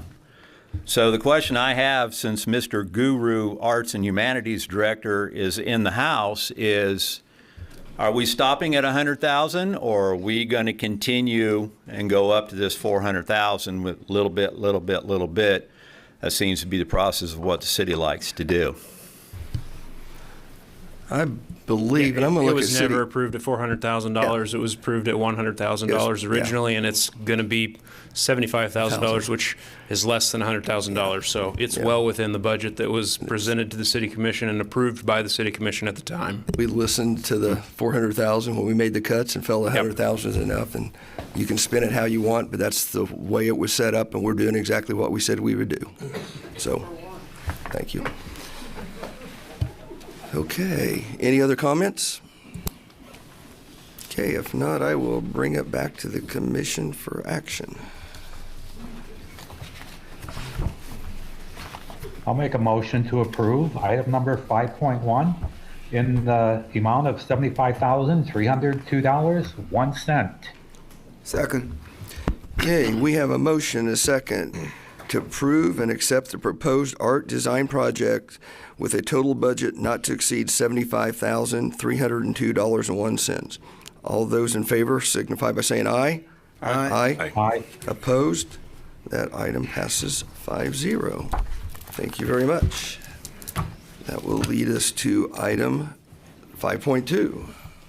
Item 5.2, consider authorizing the city manager to enter into an agreement for time and attendance software and equipment with Time Clock Plus LLC in the amount of $253,398.83. Good evening, Mayor and Commissioners. Natalie Fisher, Director of Human Resources. The request for a new time and attendance system is because Novatime, our current software, was bought out by another company, and we were notified it is approaching end of life. We don't know exact date, but we do know we need to make a transition to another product. Just a brief overview about the process that led us to the recommendation to go with Time Clocks Plus, or TCP. We requested proposals and received 11. Of those 11, we looked at the top 4 based on functionality, integration, total cost, comparable customer base, and the ability to meet the infrastructure and the security requirements for our organization. We were blessed that 4 were solid. 1, which was the lowest cost, only provided 2 public sector employers in the U.S. market, because they're just breaking into the U.S. market, and none of those were municipalities. So there were just some concerns there. So based on the top 3, then Time Clocks Plus is the lowest price of those 3. We did ask then the top 2 to give us also a demo on advanced scheduling that we thought we might need to deploy for our public safety departments. And after a lot of review, contemplation, concerns, we pulled back. I guess, and also the expense, we pulled back and said, let's move ahead with just the base time and attendance system. The implementation, as anticipated, would align with the end of our existing contract, so to manage costs, we would not have a lot of time where we're still paying for the existing, as well as doubling up to pay for the new as we get the implementation complete and plan to go live. Just a sidebar on Time Clocks Plus, or TCP. The references that we spoke with were very solid, and then after we talked to those provided references, we did learn that Saline County currently uses it. And we didn't know that going in, or we might have dug into our local resource there a little bit more. As we, with the proposals, we were looking at 30 time clocks, but we reviewed and said we can get by with fewer, and the cost projections is a lower amount. It is 18, which did substantially lower the investment in both the physical time clocks as well as the maintenance and ongoing expenses associated with those. One of the main reasons that we feel we can do that is we have designated computers in several areas, individual to individuals, as well as an app that will be available, and that's what we are currently accustomed to also. So I would be happy to answer any questions, but that's a very brief summary. Moving forward, we are asking to consider the 5-year agreement. It allows us to lock in costs for years 2 through 5. I can't give the exact dollar amount. We gave the projected because it is based on employee counts per month, and then also we accounted for a seasonal load. I did ask for an additional authorization after the initial, just in case we find out we need additional equipment or some equipment that we've purchased doesn't work in a certain location and we have to exchange. Just that type of thing, so we don't have to bring that back to the commission, that we can continue on with implementation. But with that, anticipated projected expense over the course of 5 years is $253,398.83. And just a sidebar, that actually is cheaper than when we purchased and rolled out our current product, which was purchased in 2021 with implementation in 2022. That was $300.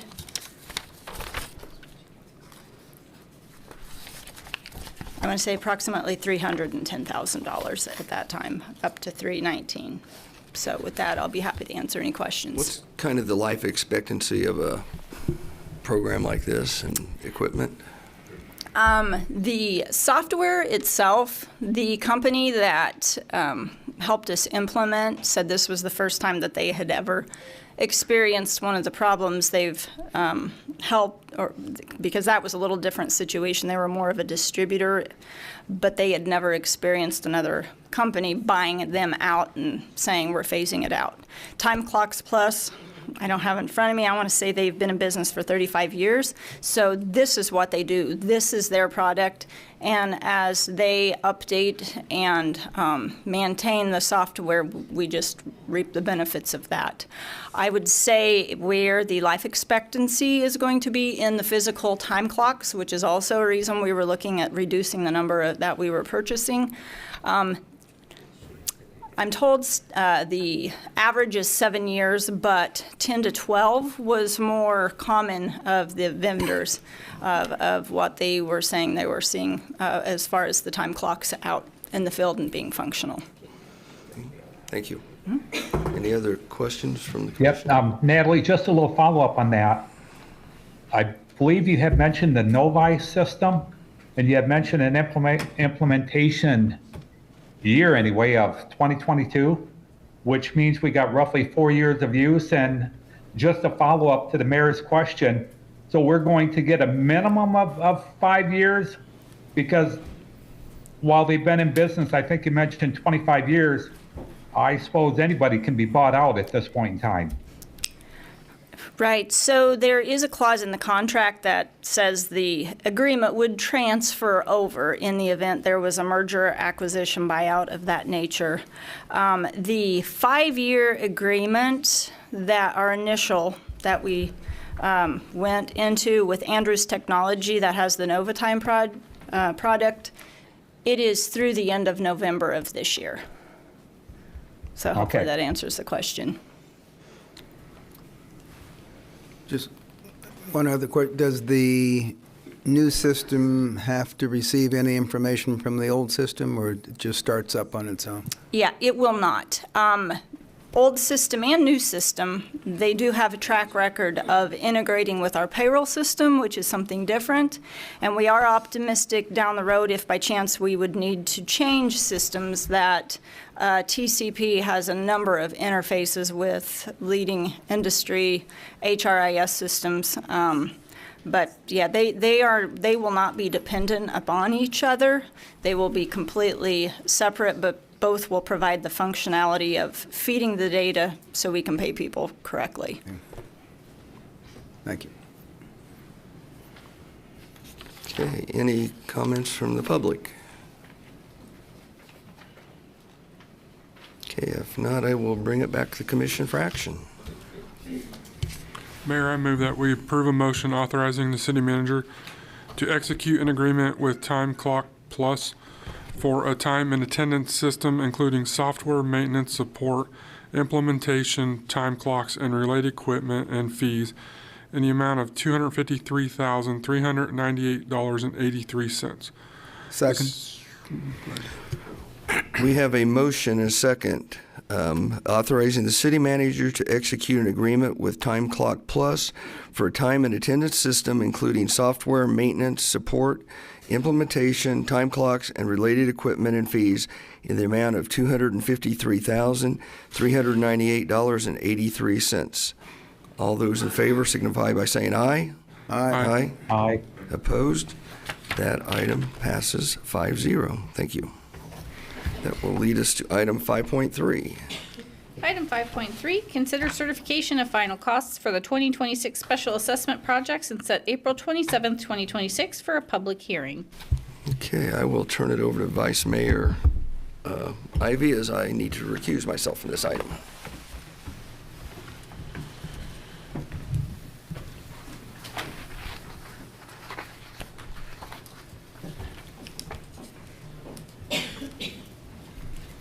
Hello, Vice Mayor, and Commissioners. I'm Rex Ritter, the Deputy Director of Public Works and the City Engineer. It's the annual duty of the Engineering Department to certify the cost of special assessment projects. The Finance Office, Utilities, Engineering Staff, and Bond Counsel are all involved in the process. In the packet, all the background information is listed on the KSAs and a brief history of allowing an extended 20-year payback period. The final certifications of costs for projects finalized in 2025 are summarized in the table in the packet with a breakdown of property owner and city cost share. The 6 projects for the 2025 include Airport Industrial Center number 3, Phase 1, Cedar Point Addition, Lakeview Estates Addition number 2, Phase 2, Liberty Addition number 3, Stone Lake Addition Phase 3B, and lastly, Overlook Estates Edition. 2 of those have a city share, the first one being Cedar Point Edition. Cedar Point city share includes the improvements made to Cedar Ridge Drive as per resolution number 258295. And then the second one, Liberty Edition, includes upsizing the required 8-inch line to a 12-inch per the city. The city shall pay the difference. And then also, from a previous agreement, the city was to install 2 RCBs, and this is the second one, and that will finish the agreement. The public hearing is intended to receive input from interested parties and particular property owners within the Special Assessment Benefit District. The primary issue at this point is that the final costs have been properly calculated and distributed. A calendar of events is included in the packet. Today's event includes approving the final project costs and setting the assessment hearing date. And then April 27th will be the assessment hearing date. A fiscal note, this action sets the foundation for the final determination of assessments after the public hearing. At the time of the public hearing, the sales of the bonds have not occurred. City staff has identified the following options for the City Commission's consideration. Number 1, accept the statement of final costs and set April 27th, 2026 as the special assessment hearing date to consider authorization of special assessment financing and authorize the term of the installment payment period. And then 2, postpone accepting the statement of final costs and setting April 27th, 2026 and provide staff direction. And then number 3, do not accept statement of final costs and set April 27th, 2026 and provide staff further direction. Staff's recommendation is number 1. And I'll stand for any additional questions, and we have additional staff here. Thank you. Is there any questions from the commission? No. Thank you. Do we have any public comment? Okay, we'll bring it back for some action. Mr. Vice Mayor, I move that the City Commission accept the statement of final costs and set April 27th, 2026 as the special assessment hearing date to consider authorization of the special assessment financing and authorize the term of the installment payment period. Second. Thank you. It's been moved and seconded that we accept the statement of final costs and set April 27th, 2026 as a special assessment hearing date to consider authorization of special assessment financing and authorize the term of the installment payment period. All those in favor say aye. Aye. Aye. Opposed, same sign? Okay, that passes 4-0. And we'll bring the mayor back again.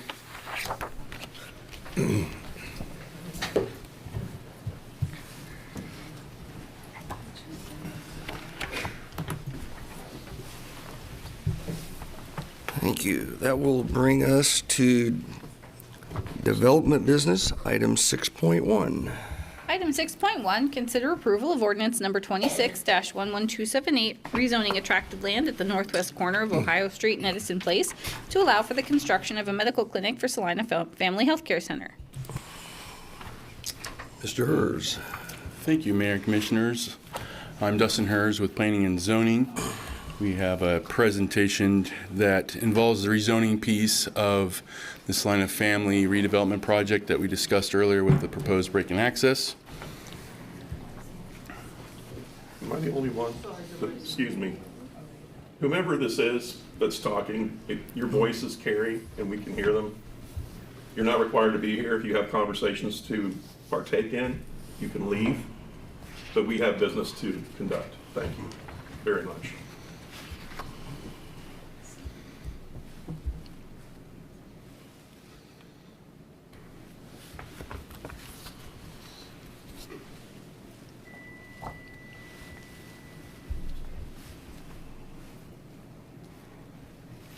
Good. Okay. I think they're waiting on there. Sure. We'll begin as Scott gets that pulled up. So again, the rezoning piece of this is this property is part of a 1979 development that has a 1979 plan development district zoning classification that has an I2 light industrial underlying to it. And what that means is the east portion of the property is zone C3, which is service commercial, and the west boundary, or the remaining portion of the property is zone PDD I2, and that was for the utility storage yard that KP&L and then later Kansas Gas had as part of the facility. Since, yes, next slide please. Since Salina Family has purchased the property, you can go to the next slide now as well. This is the zoning map. So when I say the east 200 feet, I'm talking about the pink C3 that you see towards the right of the property, and then the blue PDD is the industrial piece. And what they're proposing to do is rezone the whole property so that it all has a cohesive, unifying C3 zoning district that would make it more developable, because it's currently the PDD would not allow the proposed medical use that they're proposing. The intent and purpose, go to the next slide, please. So the surrounding property, you have Waters True Value to the north. You also have Carlson Funeral Home to the north as well, that's C3. To the east, you have primarily all single-family residential, and then you have some other commercial and institutional uses to the south, like La Curva. And so that's kind of the surrounding context of this particular property. Next slide. We've already gone through the background. Next slide. Nature of the request, we've already gone through that as well. Next slide, please. Intent and purpose of this particular rezoning. The existing I2 designates and is designed for limited industrial activities, which fit the old utility yard, but do not permit medical or patient-oriented uses. The C3 district, however, is specifically designed to accommodate retail, service, and institutional facilities, making it the proper classification for the proposed medical campus. Next slide. Go back one, actually. We covered everything. Next slide, thank you. In looking at the development standards, the C3 district does have a different development standard than the I2 district. The I2 district permits for gravel surfacing for parking and storage. It also does not require landscaping, where the C3 district requires both front yard landscaping as well as paving for all off-street parking. So it does have a different type of aesthetic upgrade in terms of the development standards of the property. Looking at the next slide, please, the suitability of the site for redevelopment. This is a statutory requirement and factor, and the current zoning inhibits the redevelopment of the property because it does not allow for medical use and is restricted and limited to utility storage yards, which are very limiting, and making the property suitable, consolidating the zoning to C3 would make the property more suitable for a cohesive redevelopment. Next slide. Looking at the character of the surrounding area, as you see on the east side of the map, all the properties on the east side of Ohio are all R1, single-family residential, where on the west side you have a lot of commercial and institutional uses, and so the proposed rezoning to C3 would be more in line with those uses on the west side of Ohio there. Next slide, please. Public utilities. There is adequate utilities already at the site. It is a redevelopment project for a site that has access to all of the appropriate sanitary sewer, water, as well as a drainage system that's going to be implemented with the proposed redevelopment. Next slide, streets and traffic. Traffic is a primary consideration for this corridor. Ohio Street carries over 16,000 vehicles per day in this area, and an approved traffic impact study projects potential significant increases in traffic at Edison during peak PM hours, which is what we talked about when we talked about the proposed break-in access. To satisfy and manage this, the city engineer has established binding conditions of approval, which will be addressed on the companion break-in access, which you've already heard. Next slide, please. Conformance with the comprehensive plan. This particular area is commercial as far as a future land use category, and the proposed C3 district does fit within the limits and recommendations of the commercial land use category. Next slide, please. So this takes us to the recommendation. The Planning Commission held a public hearing on this item on March 17th. Based on findings that this rezoning cures a split zoning lot issue, upgrades development standards, and conforms to the comprehensive plan, they voted 6-0 to recommend approval. The 14-day protest period has expired with no protests filed, and so then staff therefore recommends that the City Commission concur and approve ordinance number 26-11278 on for this particular item. And I'm happy to address any questions you might have.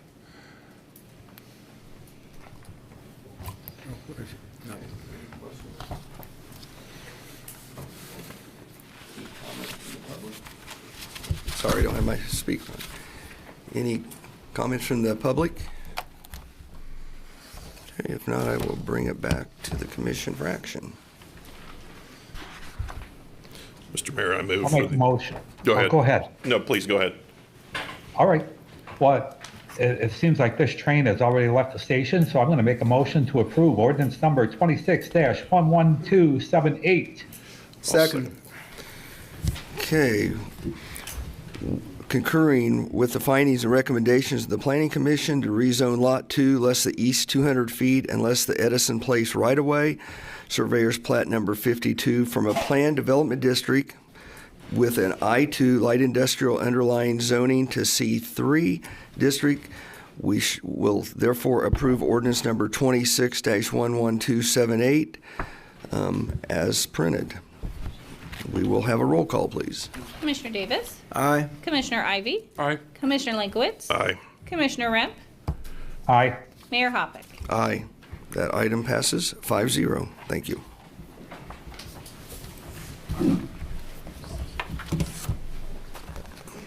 That will bring us to item 6.2. Item 6.2, consider acceptance of offered public utility easement dedications and drainage easement dedications from the Salina Health Education Foundation on a portion of Lot 2 at the northwest corner of Ohio Street and Edison Place. All right, Mayor and Commissioners, Dustin Hers with the City of Salina Planning and Zoning Office. And this is our third and final item for the Salina Family Project. This is a petition number 4445. And the purpose of this petition is for the City Commission to accept both utility easements and drainage easements. So, next slide, please. So this is the area again. Next slide. Background we will skip because we've gone through that. Next slide, please. All right. So because there are two distinct categories of infrastructure being dedicated to the city, the commission has the option to accept, postpone, or decline these dedications. Staff is recommending acceptance. To properly execute the documents, the City Commission will need to separate two separate actions. One for the public utility easements and a second for the public utility easements. Next slide, please. For the first action regarding the utility infrastructure, staff recommends the following motion: that you move that the City Commission accept the offered utility easement petition number 4445 on Lot 2, West Edison Place right-of-way, Surveyor's Plat number 52, and authorize the mayor to sign the easement documents accepting the new public easements on behalf of the city. And this is the exhibit that would be attached to that agreement and would get recorded in the Register of Deeds. It shows the various utility easements that are being proposed and dedicated here. Next slide, please. This slide shows the drainage easement that's being proposed for dedication along the old Smoky Hill River Channel. For the second action regarding the stormwater infrastructure, staff recommends the following motion: move that the City Commission accept the offered public drainage easement on Lot 2, less the Edison Place right-of-way, Surveyor's Plat number 52, and authorize the mayor to sign easement documents, accept the new public easement on behalf of the city. And with that, we'll take any questions you might have. Any questions for Mr. Hers? Nope. Any comments from the public? If not, I will bring it back to the commission for action. Mayor, move that we accept the offered public utility easements and authorize you to sign the easement documents accepting the easement dedications on behalf of the city. Second. Okay, we have a motion and a second to accept the offered public utility easements and authorize the mayor to sign the easement documents accepting the easement dedications on behalf of the city. All those in favor signify by saying aye. Aye. Aye. Aye. Opposed? That item passes 5-0.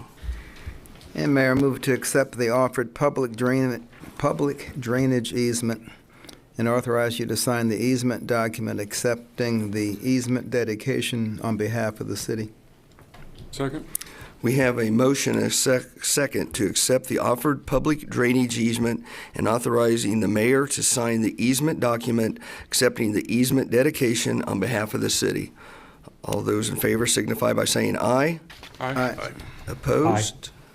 That item passes 5-0. Thank you. That will lead us to other business. Is there anything a commissioner would like to bring before the group?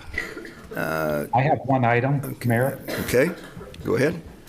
I would like to strongly suggest that we, at a minimum, pause having a assessment done on the animal shelter with all the things happening with the shelter right now. There will be a lot of things happening perhaps on a temporary basis. I think before we enter into any sort of agreement, because it was my understanding the RFPs were due today, that we just want to make sure that we have a direction on our shelter, the staff that are going to be there. Right now, an assessment could be done, and it could be different staff a couple of months from now. Yeah, thank you for that. I did talk to the city manager about the fact that we do have RFPs coming in, and one of the, I believe, and I'll let the city manager answer, I'm not going to put words in his mouth, but I believe they'll be aware of our situation and see whether we should move forward or do a partial analysis or what we really need to do. So it is correct that those RFPs were to come in today. I believe we received 4. We may have received more this afternoon. We'll go ahead and take a look through them, see what the respondents are, maybe have a conversation with a couple of the respondents and see what their thoughts are about whether it makes sense to move forward now or not, and we'll come back with a recommendation. Okay. And we will discuss that, obviously, before we would ever approve a third party coming in and doing an analysis. So, thank you.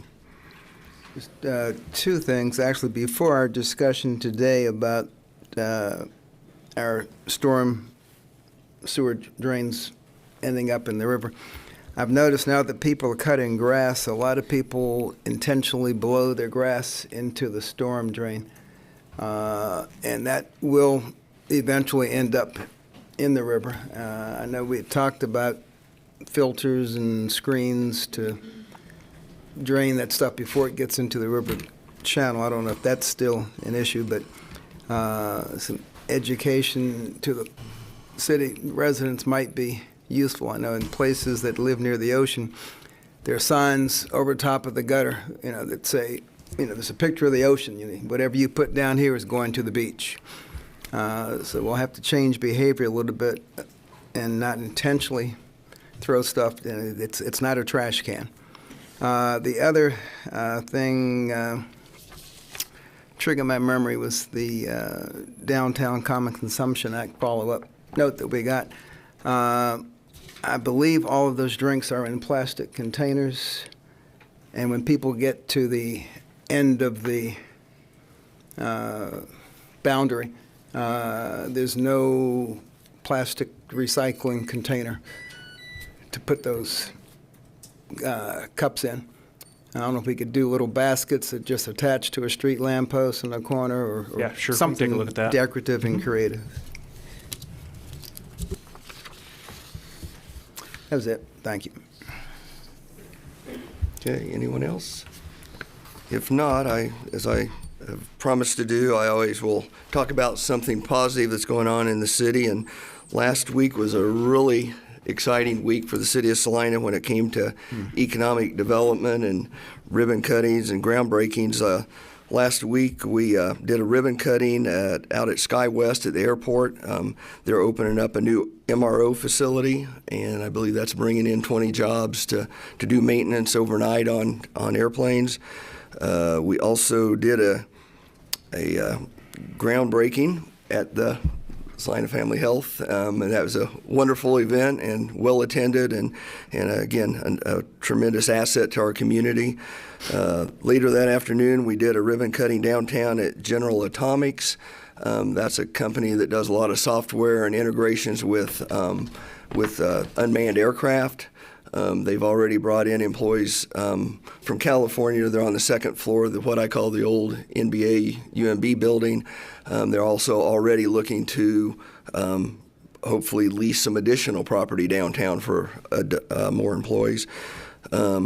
Then again, we talked about the Great Plains Kubota groundbreaking on their new facility that brings their total investment in our community to over $300 million. And then I'm not going to steal their thunder, but this week we have the governor and members of the Kansas Department of Commerce coming to celebrate with one of our local companies. Have been named the Export of the Year for the state of Kansas. So a lot of positive things going on in our community, and we continue to move forward. So we're excited about all that. So with that, we will be moving to Citizens Forum, and I have asked our attorney to make a quick comment before we get started. Yes, thank you, Mayor. I just want to take a moment before public comment to remind everyone that Salina, like most cities of the first class, has a long-standing policy, and upon the advice of legal counsel, that staff and commissioners do not comment on any active court cases. This is a sign of respect to the judicial process and protects the best interest of the city. We do not limit the rights of the public during their public forum time. However, we would remind everyone that we will not be responding to questions or comments or requests for information, just as we don't at other meetings. So, thank you. Okay, thank you very much. With that, we will open up the Citizens Forum. I ask that you please give your name, where you're from, and keep your comments to 3 minutes or less. Thank you. Mayor, Commissioners, Rosemary Mai, Salina. I want to invite you and the public to the Granny Brigade's April meeting, which is next week, Tuesday evening, the 21st at 7 p.m. at the Knights of Columbus Hall at 115 North 10th Street. And our guest speaker this month will be our Kansas Attorney General, Chris Kobach. And it is open to the public, and it is next week, Tuesday evening at 7 o'clock. Thank you. Thank you, Rosemary.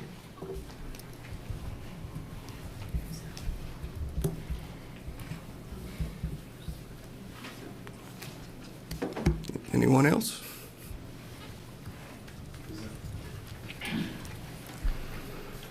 Terry Clovis, Salina, Kansas. I have something on my phone I'd like to read, please. Community involvement is essential success of our animal shelter. Volunteers, community partners, and public engagements are how animals get seen, supported, and ultimately adopted. But the records obtained through Cora tell a whole different story. In one email, shelter leadership explicitly asked to be removed from the community service list altogether, stating that they didn't want community service volunteers at the shelter. In another, when offered a weekly featured pet segment already reaching thousands of viewers a day, leadership declined to participate on a regular basis, choosing not to take advantage of this consistent opportunity to promote adoptions. More recently, shelter leadership put out a halt to any volunteers helping at the shelter, denying animals in desperate need of human contact something that would come at no cost to this city. So my question is, why are they trying to halt this? And while all this is happening, the cat enclosures at Petco sit empty, unused, despite being a prime opportunity for these animals to be seen and adopted. So what is the goal of our Salina Animal Services? Because from the outside, it doesn't look like maximizing adoptions is the issue. It looks like the system is more comfortable keeping animals confined in cages for 23 hours a day than actively pursuing meaningful ways to get them into homes. When are you going to start caring about these animals and the way they're treated? There is an army of volunteers ready to hit the ground running when Prairie Paws assumes responsibility for our shelter. You've already seen what happens when this community organizes. Imagine what it will look like when this place is turned around the right way. You can't imagine the level of support you are going to see. I personally will be involved.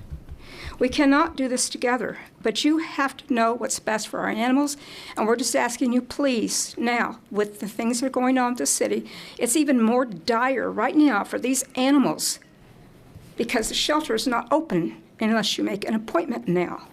So I'm just asking you to do what's best for our animals. I'm asking you to please consider Prairie Paws. Thank you. Good afternoon, Commissioners, Mayor. My name's Rose Bass, Salina. I was at the shelter on Saturday. Actually, I was there for 90 minutes, an hour and a half, and the place stunk. It stunk so bad, and Mr. Hammond was there. We didn't spend the whole 90 minutes in the shelter because it smelled so bad. We spent a lot of time out in the parking lot. And when a former co-worker of mine went to go back in the building, Mr. Hammond was standing there in the doorway with the door open. He couldn't even stand it hardly. So I'm just telling you, if any of you haven't been over there, I've got pictures to show you. Mr. Davis, I've got pictures to show you. You would not approve of the cleanliness of that facility. You would not. It stunk so bad. Those animals are not happy. I don't know what more we can do. I don't know what more we can do. And Mr. Wood, we told you late summer, early fall, that there was problems there. There was red flags. And you and Mr. Jeff Hammond both kind of just laughed it off like it was no big deal. Oh, tell me something new. Well, we've been trying to tell you something new, but you're not listening. And I'm getting damn sick and tired of paying taxes, and you people aren't doing a damn thing about it. That shelter is in dire need of something. And it's not the people that's there, I'll tell you that. When I went in there, it was dark. And we've got complaints about that, and we've told you guys about that, about the front being dark, about the community saying that they've went there and the front of the shelter, oh, well, they turn the lights off so it makes them look like they're closed. Well, let me tell you, Mr. Hammond was there, and I said to one of the employees, I said, is your lights not working here in front? What'd she do? She got up and she went and turned the lights on. They were open. They were open, but their lights was off up front. And then they got all these screens, and they say, oh, well, gives one person a headache because she works there, so we got to keep the lights dim. My ass, they had LED lights all around in there. What is up with this? They had LED lights all over in that office, little like Christmas lights. Donation money? We're digging, guys, and it ain't looking good. It ain't looking good at all. And Mr. Davis, I voted for you. I've lived in the North End for practically my whole lifetime. I love it there. And I've always supported some of the things that you've talked about. And you've even your wife, I remember when you and your wife come to the shelter. Years ago when I was there, you looked at the small dog kennel and everything. We visited. The shelter used to be a fun place to go to on Saturdays. People were there. The place was busy. Popcorn was made. Families would come and go. Not no more. Not no more. 90 minutes and no one came to look at those animals. No one. One person came and left a dog donation. She was in and out of there in a flash, probably because of the smell. The second time, the lady came and claimed her little dog, and that was it. But no one came to visit those animals. What does that tell you? You guys need to listen. The community is here. We got a full house, standing room only. Yeah, look at the clock. I know you want to cut me off. I know, but I'm just telling you. I'm telling you. Thank you. Hey, please, we're gonna respect each other. We try to respect you. We ask no. Stop. Doug, we can. Do you want us? Okay, we're going to take a 5-minute break while you guys can get it together. We'll be back in 5 minutes. Thank you.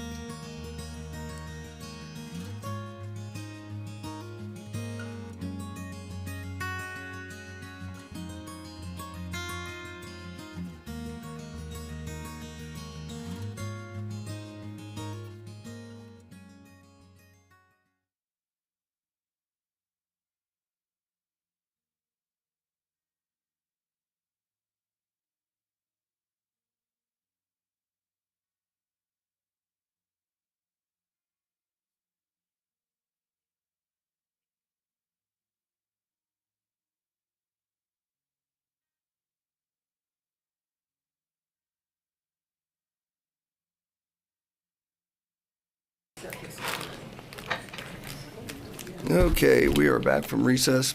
Patrick, did you want to make a comment? And then I also would like to.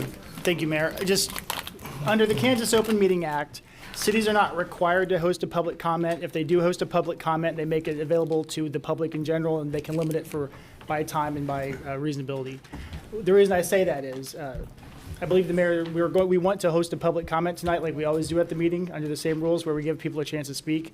If it is disruptive to the meeting, we have the option of just canceling public comment this evening. That's not what the city would like to do, but obviously what we just experienced was disruptive. So that's why. Recess. Anyway, that's what the goal is, to have our normal public comment now and without disruption. Thank you. And this is I'd like to take just a second here. I think, as our attorney said, this is not being productive individual as a society. I'm not sure where this is coming from. This is a commission that cares deeply about this community. I've even had one of can I please finish? I will respect your time if you will respect mine. That's how this works, okay? Thank you. I look back, Rosemary Mai, who's very passionate about animals, had concerns about the dog parks. And in a professional manner, she approached us. She told us what her concerns were. Rosemary and I had numerous phone conversations, and I think we improved those dog parks based on her recommendations. What really frustrates me about this is I've been in this community for 45 years, doing nothing but trying to make this a better community. Not once did any of you contact me and say, can we sit down and have a civil conversation about where we're at? The demeanor, the allegations, and some of the things that have been said by your group you should be ashamed of. That is not productive. We have offered to hire an outside consultant to come in and look. I know you don't want us to do that, but please, I'm still trying to talk. We're willing to make the animal shelter better. I talked to the two vets that somebody asked me to. There's been problems there before. This is not the first time. We can work through these, but with what I see now, I'm not sure where we stand. It's very disappointing. I know you're disappointed in me. I'm very disappointed in you. So guess what? I guess we're even. And it's sad. And we're not getting anywhere by these type of conversations. Okay, we'll open it back up. Hopefully we'll have some decorum and we can continue this. I don't care if we're here for an hour or two, whatever it takes for you guys to get your 3 minutes in. But we're going to try to do it in a professional manner. Thank you. Please, your name and where you're from. My name is Jane Trossel. I live here in Salina. This is my background. Salina Animal Shelter for 9 years under Rose Base. I left when Rose retired because I did not like how the Parks and Rec was taking the animal shelter. After I left, I went to the McPherson Animal Shelter for 4 years. While working at McPherson Animal Shelter, I was a board member for CACA, which is Kansas Animal Control Association, for 3 years. I served as secretary for 2 of those 3 years. CACA was just at NACA, which is National Animal Control Association convention, and received the 2026 State Association of the Year award. Would you put your life for an animal? I did back in 2008. I went on an icy pond and saved a dog. When working under Rose, I don't ever remember not passing a state inspection. The animal shelter thrived. Rose was an exceptional boss and is an exceptional friend. Even when she had to be firm, she was fair. She sent us to different trainings. The shelter moved from the Salina Animal Shelter, I don't know when, to Animal Services. What services? Dirty, smelly services? Schools used to come into the shelter. We educated them We also went into schools. Elderly and handicapped people came into the animal shelter for tours. We also went to the retirement facilities. The animal shelter provided private cremations for the public. The animal shelter also participated in the Parade of Lights along with volunteers. We had Walmart, Target, Boom Guards, Tractor Supply, Petco donate to the animal shelter. We were always polite and said thank you. Employees did not have time to be on their phones. We actually worked, patrolled, made sure kennels were clean. The past employees under Rose took pride in keeping the shelter and kennels clean. As for documentation of drugs, we always double-checked everything at the end of the day. If the shelter is going to enforce certain ordinances, for example, the pit bull ban, then they need to enforce all of the animal ordinances. There are a lot of people that let the dogs off the leash in parks, because I know this because my sister and I walk the park. I drive by the parks, I see it. State inspectors would call Rose when they closed down a puppy mill and asked if you could take some of the dogs. And I don't ever remember her telling them no. If a state inspector is calling to ask you to take dogs, you know you're doing good things. Dogs need enrichment toys in their kennels and soft music playing for them. It's a proven fact this helps the dogs. Volunteers in the past did that for the dogs. Also, we had volunteer that would find our hard-to-place adopt dogs About 30 to more, go about to. a few more seconds, She spent please. many hours doing this, and the dogs and us were grateful. We need the city commissioners and city manager to care about these animals. Not everyone can come to these city commission meetings, so there may be a small crew, but many more are out there that you don't know of. Thank you. Sue Nichols, Salina. This might explain a few things for you, Mayor Hoppick. I want to address the idea that citizen involvement somehow pushed the issue out of room 107 and into the courthouse. Let's correct that. This didn't move to the courthouse because citizens spoke up. It moved there because something serious enough happened and it wasn't handled. Because here's what we know. Information existed, concerns were raised, and the people in charge were kept in place anyway. Now we're here with criminal charges tied to animal cruelty. So no, this is not about rushing. This is about a failure to act. And I want to talk specifically about what you were told. At the study session, this commission was told by Jeff Hammond, head of Parks and Recreation, that the puppies were euthanized by IP injection. All of us knew that was not true. We have known that all along. You were told a bold-faced lie. It was said out loud, and it was even put on a PowerPoint slide. And decisions were being made based on that, including discussions about keeping the same leadership in place. That should concern every single one of you, because if the information you are relying on is false, then every decision that follows is compromised. We also heard statements minimizing what happened. Jacob Wood, city manager, stated that the euthanasia met the minimum standard of law. If that were true, would there be criminal charges?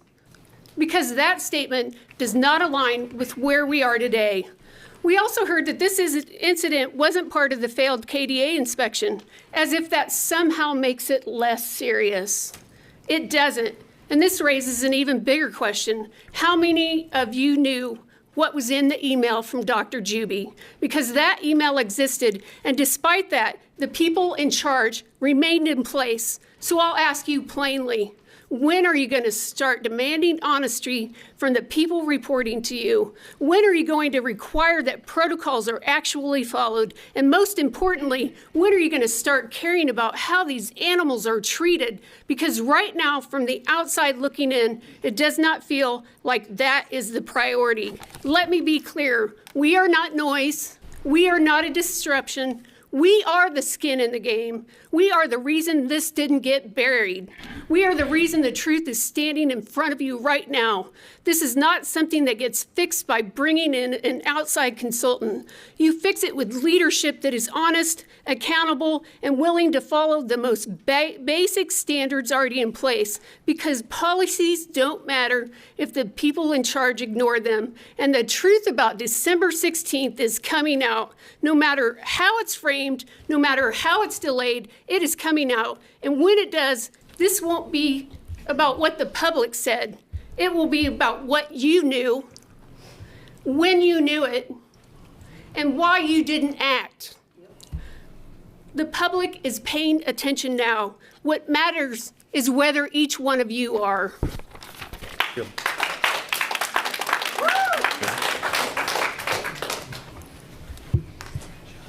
I'm not going to dwell on anything. This is Christy Dixon Parham from Salina. I'm not going to dwell on anything that she did because she spoke well. So I would like everyone to put their pens down. There's no reason to take notes because I'm not going to speak on anything that you guys haven't already heard. I would like to speak on... What was your name again? Christy Dixon, D-I-X-S-O-N. That's part of what I write down, by the way. Huh? That's part of what I write down when I'm writing. Okay, well, write yeah. it down, then we can continue. So I want to go ahead and start with this. Each and every one of you, except for you, Mr. Gregg, I have a relationship with, whether it's through many years in the ICU, taking care of my sick mom, locksmith services, knowing your brother for many years, knowing your wife is a nurse. Doug Rimp let me get, when I worked at McDonald's, he helped me get my first home by increasing my hourly wage, so I was approved for a first home buyer time program. So everybody I have a relationship with up here. I feel like I know you well enough that I can say that this is not good. This is not good. My mom, I'm here to speak for my mom, who has been deceased 14 years now. And she worked under Rose for many years. She worked when it was out at State Street, which is now, or which was, the old gun range for the officers and the sheriffs to practice shooting. It is no longer there. I remember when the relationship between the Salina Police Department and the Salina Animal Control was hand in hand. They didn't go out without each other. I have elderly retired police officers that I take care of now in my nursing career, and they remember my mom. They remember her being a hell of a good animal control officer and doing her job and giving a damn about the animal that she just picked up, somebody's child that she just picked up off the road and had to euthanize or whatever she had to do while she was out there because the dog was suffering. I also remember Channel 6 News in the bottom basement. Mr. Hoppick, you remember, I'm sure, when we had our own news station here in Salina, Kansas. I think it was Channel 6. We used to go on there. I have videos of my mom that I cry and watch every time I have the chance to. My mom going on there, taking a pet from the animal shelter and trying to find it a home by showing and displaying it on the public news channel, our local news channel. We don't do that now. We don't take cats to Petco. We don't do any of that. Today, I finally seen 4 pictures of 4 dogs that are up for available adoption that haven't been there in months. Friday, I went out, got a tour by Mr. Hammond. Smelled like straight up dog shit in there. And I'm here to tell you dog shit, okay? Anybody who has any common sense, we know that dogs poop and they walk in it. Went out there again today and was told that I couldn't see any animals, even though I was there to look at 2 cats, to adopt them. Me and my brother and I was told I couldn't look at the cats because we had to have an appointment.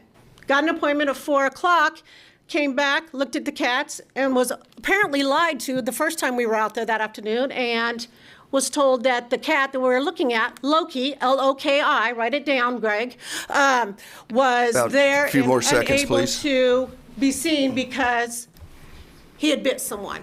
But when I go back, he's up for adoption. He has a blue tag, a green tag. So they need to get it together out there. Thank you. Tony Johnson, Salina. First off, I'd like to see all our commissioners use official Salina email. Mayor Hoppick, Commissioner Linkowitz and Commissioner Remp use private email, and I'm not sure how you can FOIA that.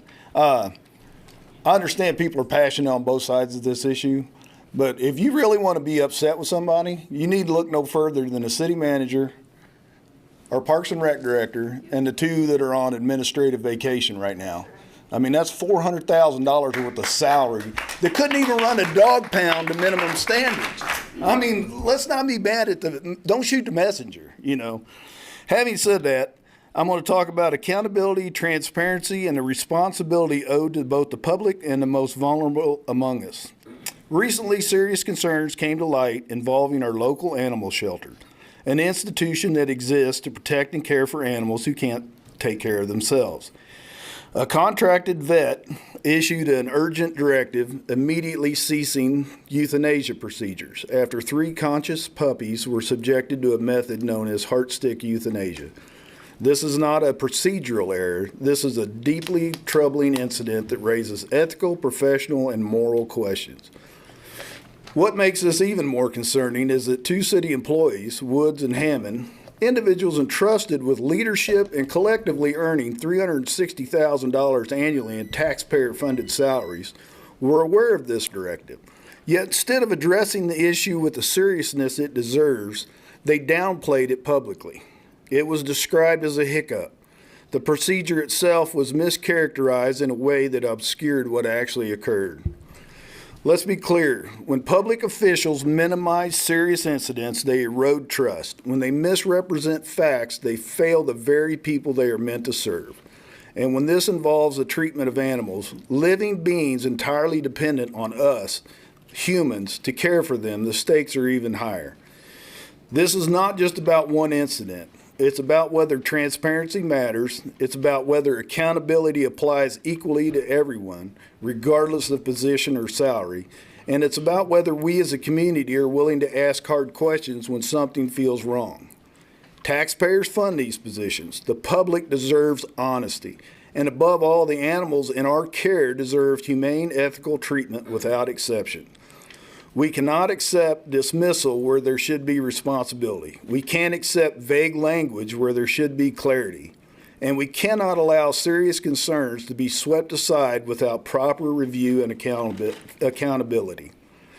Moving forward, we must demand a full and transparent explanation. We must ensure that proper procedures are not only in place but followed. And we must hold leadership to the standard that their roles require. Because accountability isn't an option, it's the foundation of public trust. Thank you. Thank you.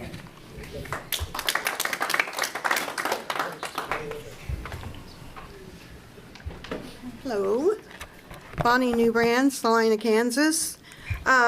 Originally, I was going to talk about volunteerism, and I think I still will throw a little bit in there.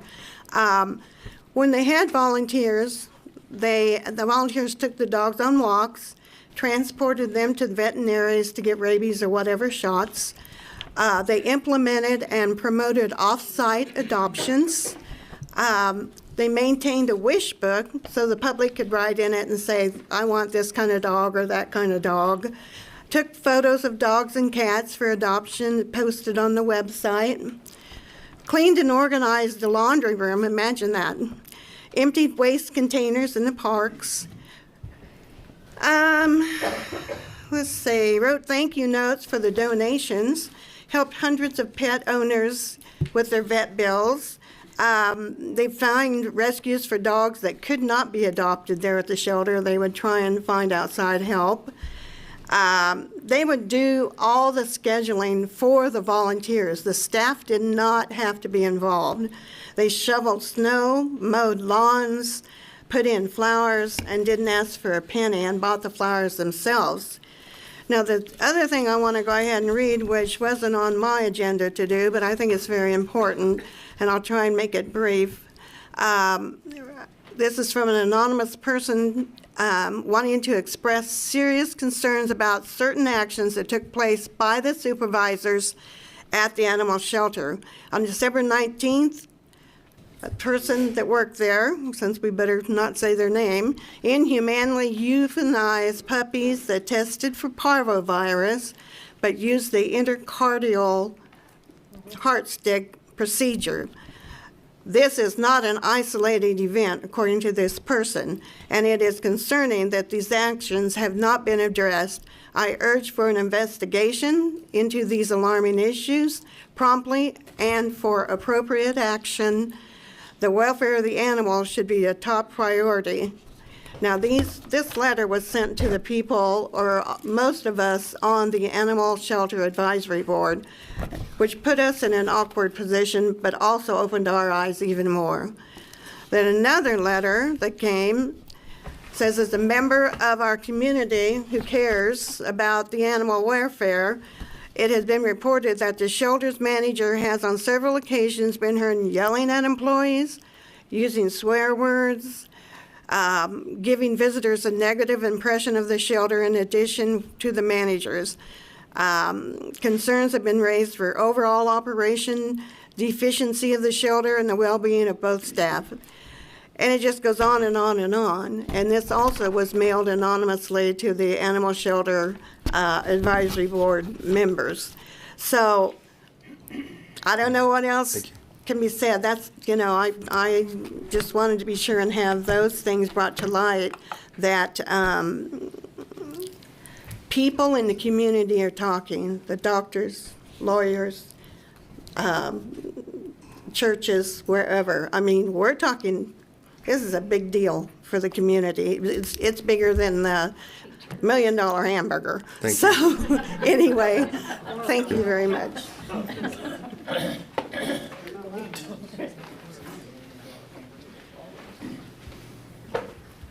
Hi, my name's Kathy Schwartz from Salina, Kansas. I'm going to deter from my speech for just a little bit. I want to talk to you about when Rose and Annette and I were at the facility. There were no dogs outside, and it was a beautiful day. And all the dogs wanted was human contact, and they were just there wanting somebody to notice them. We have a group of women that are ready to roll up their sleeves and help at no charge for the city to clean that place up and do whatever is necessary. We don't mind handling dog poop. We do it all the time. But back to my speech, I want to talk about professionalism, because what I witnessed this past Saturday was anything but. A municipal animal shelter should be a place that is inviting to the public. It should feel alive, hopeful, and welcoming. A place where people want to spend time adopting, volunteering, and supporting the mission, not like a prison behind a glass wall and locked doors and dim lights. Instead, when I walked into the lobby, it was overwhelming in the worst way, and it was even more depressing the further we went into the shelter. The smell alone was sickening, the atmosphere heavy, quiet, and deeply sad. On a Saturday of all days, you would expect a shelter to be full of life, families walking through, volunteers helping, people meeting animals. Instead, in the time I was there, only one person came to the door, and that was to pick up a missing dog and drop off a donation. We were not allowed to roam freely through the kennel area. We were followed by Jeff the whole time we were there. And then it's leadership. As soon as I arrived, I told Jeff that they were possibly holding a dog with ringworm, because I saw that on Salina Lost and Found, and the cutest Boston Terrier was found and had ringworm, and if it was not claimed, that person was going to take it to the shelter, and they did. He did not seem concerned when I mentioned this. When I asked a simple question, Jeff Hammond didn't answer. He didn't say he didn't know. He didn't offer to find out. He didn't engage at all. He simply shrugged his shoulders and said nothing. That is not professionalism. That is not accountability, and that is not leadership.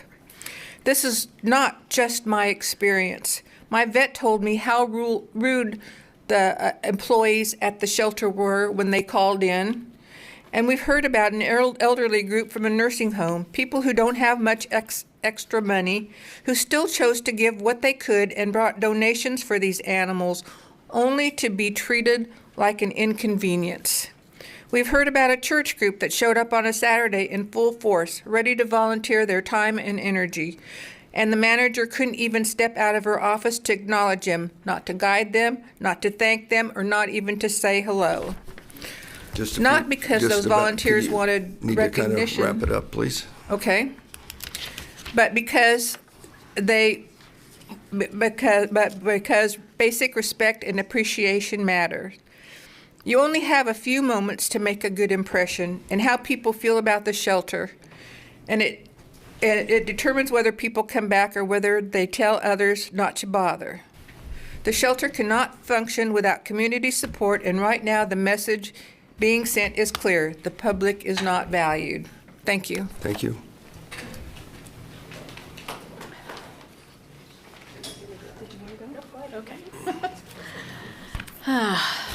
Good evening. I'm Lori Hall from Salina. You guys threw me a curveball on my talk tonight. Earlier, you were so excited about a natural area that the Applequist family is promoting. All the animals and wildlife and trails, it's wonderful. But then you have a facility that's killing wildlife. It is kind of oxymoron, and I'm a little confused at which direction you're going to go. At the last commission meeting, I provided you with a folder of information about wildlife regulations. And tonight, I've also provided a chart and also some new regulations. I did that to help you understand that there are laws in place to prevent the possession and killing of native wildlife. And to make you aware of that violations against wildlife can carry penalties and jail sentence and both. This is not a movement, this is not a philosophy, this is the law. Today I've provided you with a graph that details the species of wildlife and the number euthanized at the Salina Animal Services during 2024 and 2025, and a description of the wildlife regulation that covers that. It's called 32-1001. This information on wildlife euthanasia was obtained from Kansas Open Records Act and also the transcripts from the former commission meetings. Under the direction of Andrea Murphy and Monique Hawley, a total count of 91 wild animals were taken in and killed under their watch. This includes native mammals, birds, and reptiles. Looking at the graph provided for you, you can see that Andrea Murphy stepped into management of the shelter, and at that time the kill of rate for wildlife increased from 16 in the year of 2024 to 75 in the year of 2025. That's quite an increase. Now, this statute 32-1001 states it is unlawful for anyone to participate or engage in an activity for which such person is required to obtain a license, permit, stamp, or other issue of the department under the Wildlife and Parks Law of Kansas. At the March 23rd commission meeting, Jeff Hammond stated that the community always brought wildlife to the shelter and they processed it for the game warden or for the rehabber. At no time did they possess any wildlife permit, so just stating that leaves him open to wildlife violations. Andrea Murphy then explained that due to the potential risk of disease transmission to domestic animals, wildlife was historically euthanized instead of being released back into the environment. Again, wildlife is not their responsibility. It falls under the State Wildlife Agency. She continued to say that severely injured wildlife was transported to a licensed wildlife rehabber. That person was named Carrie Newell. She lives in Hill City. Just a few more. If you could wrap it up, please. Okay. I need to go to the bats. Bats are a protected species. Real quick. I will. Protected species. 38 of them were killed in the year 2025. Now, I wouldn't be up here if that would have stopped. It hasn't stopped. And that really concerns me. Everybody here has probably had bats in their house. We know open the door, open the window, don't touch them, but you don't kill them. Thank Okay? you. So please, stop the killing. It's so important that you do that. Thank you. Thank you.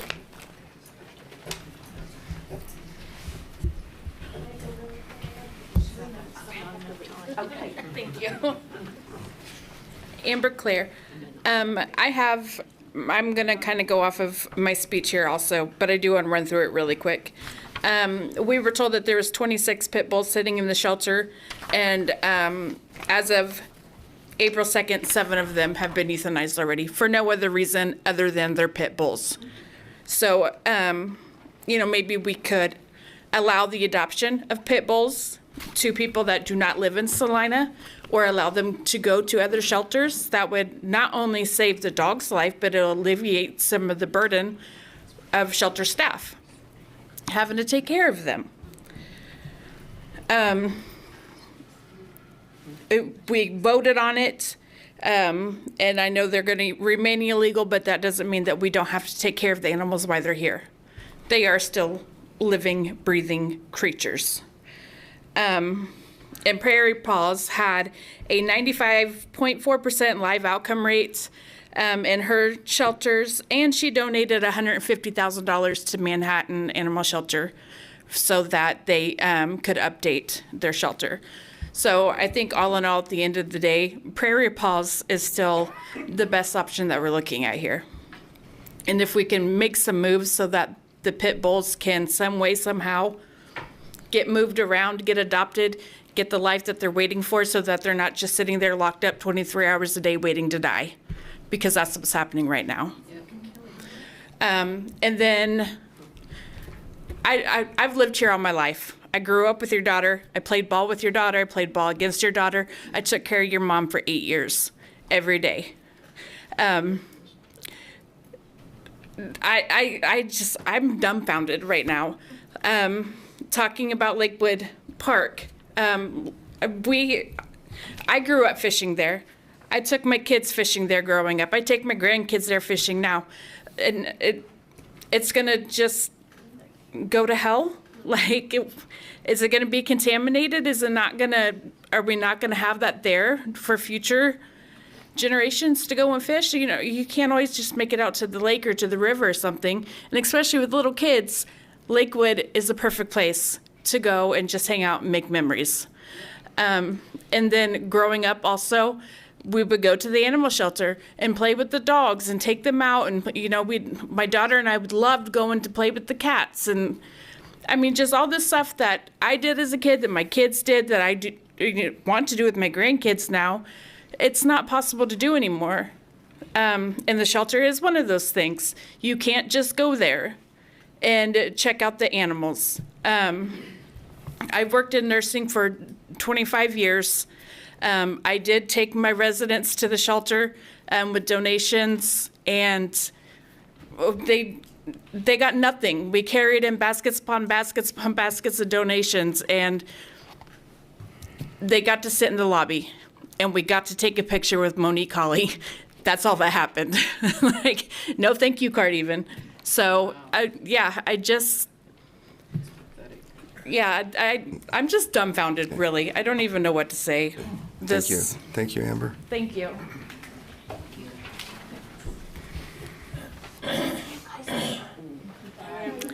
Hello. My name is Mary Lou Rupp, and I was a volunteer at the Salina Animal Shelter for 17 years, and also was the chairman of the Friends of the Salina Animal Shelter. The shelter and the animals in it became a second home to many of us. We spent many hours there. And for many years, the volunteers and the shelter staff all supported each other and were friends. We dedicated hours caring for the animals, fundraising, fostering, helping with off-site adoption events, transporting animals, exercising the dogs, socializing with the cats, finding rescues for dogs, and many, many more tasks that I couldn't mention here because I knew I only had 3 minutes. And we loved it because we all got along. It was just, I went there just I'm a retired school teacher, but I was going there when I was teaching, and went there after school. And then when I retired, I was there probably 35 hours a week because we loved it. Unfortunately, our volunteer group disbanded on June 28, 2024, and stepped away from the shelter. We tried figuring it out with the shelter, but we could never get to that point. It was not a decision made lightly. We left because of growing concerns about leadership and an environment that made us feel unvalued and unwelcome. We went from having almost 150 volunteers. We were down to probably 30, maybe. The volunteers did not want to come. I want to make it clear our goal was never to create conflict or division. We simply wanted to help the people and animals of Salina. Letters explaining in more detail why we left were sent to the city manager, and it wasn't you this time, Jacob, it was to Mike, the Parks and Rec, city commissioners, and the Animal Control Advisory Appeals Board. I didn't reach out and call anybody because I guess I was waiting we sent messages and emails. I just figured there'd be a comment back. I think the only one we heard back was from Bill Longbond that time. If I'd have known that, I would have maybe called, but I didn't assume that. I didn't realize that's what we had to do. Basically, in our eyes, I just felt like nothing was done. I've been watching the meetings and watching the advisory boards. I've been to some of the city commission meetings, but it was just really one of those tough things I really didn't even want to do today, but I thought I need to come and speak up. What began as a shared passion for helping animals slowly became overshadowed by frustration and disconnection with the management. I want to make something else clear, too. It wasn't all the staff at the shelter. We were so close to the ACOs over the years. They would come out and open the door and say, hey, you guys are here. We're so glad to see you and all that. And we work together. And I want to make sure that those people, and they know who they are, the ACOs that worked with us, and I wanted to tell them, thanks a lot for being such great mentors and advocates for our program and supporting us. I'm here because even though we left, our hearts are still with those animals. We want to see our animal shelter thrive like it did some years ago. We're asking for change, kind, honest, meaningful change that brings back a sense of respect, communication, and teamwork. I believe Prairie Paws would be a perfect fit for Salina. You want volunteers to come back? Something like that is going to happen, and they will come. The volunteers, staff, and leadership should all be working together, not against each other. Please don't see this as an attack. See it as a plea from people who love this community and its animals deeply. Volunteers will come back when our shelter is a place of compassion again, a place where everyone, human and animal alike, feels safe and valued. Thank you for listening and caring enough to make things better. Thank you, Mary Lou.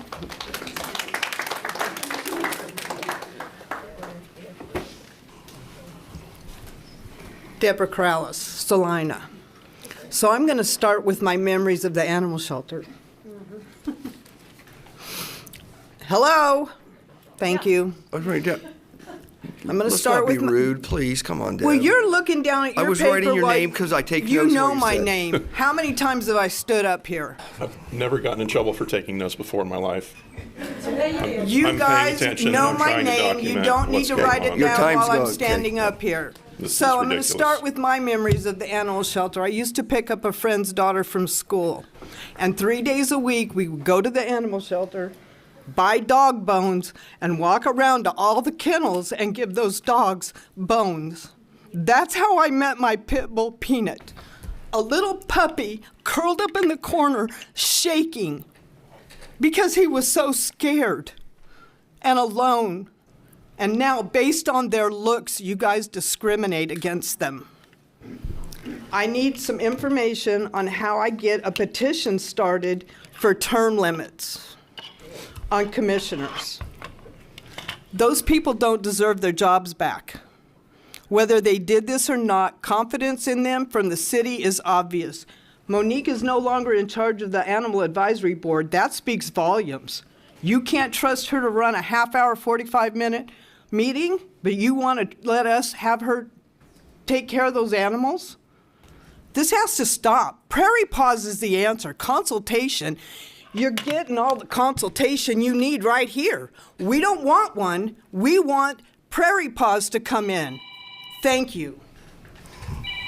That's my alarm to not yell at you. Not sure it was working. Michelle Timpson, Minneapolis, and I want to direct my comments to you, Mayor Hoppick, because you kind of lied to us here. We've been coming to you for years now. Years. We've been coming to you and telling you about the shelter. Trent Davis has been here. Jacob's been here. Sean Hennessy's been here. We've been coming to you for years about this. I think Linkowitz has been here for a while now. We've been telling you about the problems with the shelter. Post-COVID, we've been telling you. There's been issues, lots of issues with the shelter. This is not new to you. You've known about this. You cannot bold-faced lie to us and say, we should have came to you. This is not new. And I can tell you, I've been in this community a long time. So has Sue Nichols. A lot of us have been in this community a long time. My messages are blowing up about what's going on at this shelter. We have anonymous tips coming in from your own staff here in the city building. You guys need to look into this. You need to look into this. You need to look into this person. They're not liking what's going on. They're not liking Andy. They're not liking Monique. They are telling us all kinds of dirt. They're not liking it at all. So what you guys did and what you guys knew was evil. It was evil. And it was wrong. And those animals were suffering this whole time. What you let them get away with was wrong. And you knew it. You were a professional. You hold a license with the state. Trent Davis, you hold a license with the state. You were professional. You guys knew better. You knew better. You're grown-ass men. You knew better. That was wrong. And you know what? Now you're going to pay their legal fees? Come on.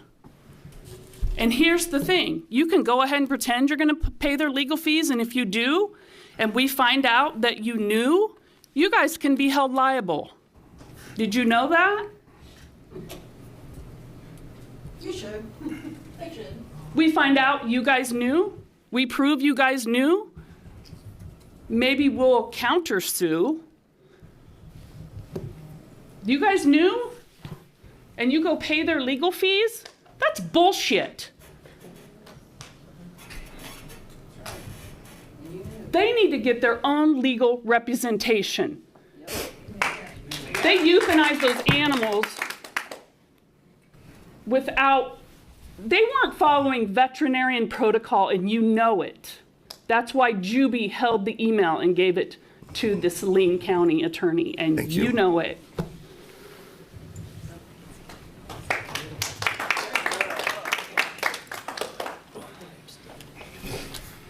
Mark Trossel, Salina, Kansas. Even if, I don't know where even to start at. Well, I was listening to the Animal Advisory Board meeting the last time they had it, and they were talking about the exotic animals, let's start there, that the employees are taking home. And buying cages with city money and taking them home. Donation money. That's theft. There's no other way to look at it. Your attorneys over here could spin that all they want because that's their job. That's fine. But that's theft. Hopefully John Reynolds get off his ass and do something about that too. You know, this last inspection they had wasn't the first one they failed by any means. So, you know, everybody goes, oh, well, we met minimum standards. God, I hope the hell Salina, Kansas wants to do better than minimum standards on anything we do. I mean, go live in Chicago. Let them do the minimum standards. Let's show us that we're a star community, and let's do above minimum. But not the first failed inspection. So we all know that they had like 61, I think I heard on the animal advisory board meetings, Amazon packages delivered and all this. I think we need an audit, independent audit of our animal shelter. Yep. To figure out where the hell our money's going, the donation money and taxpayer money. You know, they talked about the 3 dogs that Monique and the other chick killed. But there's also other animals. There's a cat that was euthanized with a heart stick. They didn't get charged for that. There's a dog that was just published the other day that had a head injury from the animal shelter. So who's going to stand for that? Somebody there should go to jail too. We know Monique and Andrea both did what they did. They're going to go through the legal system. I work for the sheriff's office. I know the legal system. But they're going to go through it. They'll probably plea bargain it, most likely. I know you guys can't comment. That's fine. But once it's all said and done, their asses should be fired. There's no other reason for it. Yep, exactly. We know everybody talks about Prairie Paws. I agree. I've seen their facilities out east. They have great facilities. I would think that you all would want to give it to Prairie Paws. That way you get it out of Mr. Hammond's hair, you get it out of your guys' hair. And I heard on the thing that Hammond says, oh, it won't save much money. It sure the hell will once those volunteers come back and start donating money and all the other stuff. It'll save a lot of money. Yep. But I know I could be a turd and read what I put on here, but I don't want to do that. But just think about it. Give it up. Give it to Prairie Paws and just pass it on.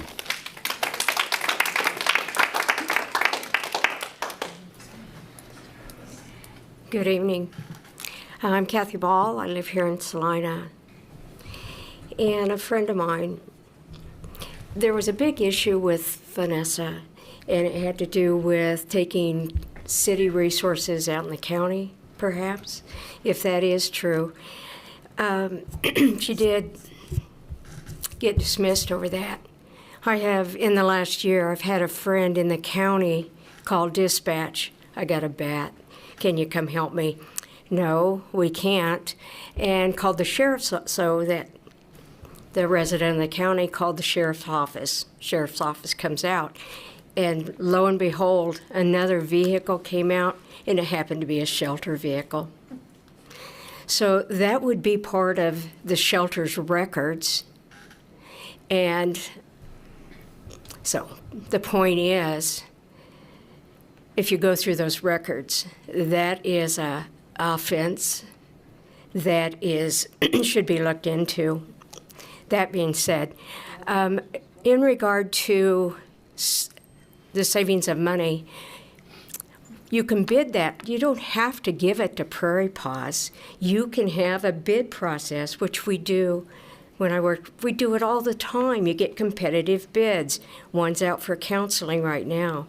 So bid the process, figure out what you need, bid it, and then go into negotiation. That's when you go and you talk to Manhattan, or did you save any money? The savings would not only be the payroll goes with the contract, work comp goes with the contract, vacation, sick leave, benefits. There's a significant savings at that level. So thank you for your time. Thanks, Mike. Thank you, Kathy.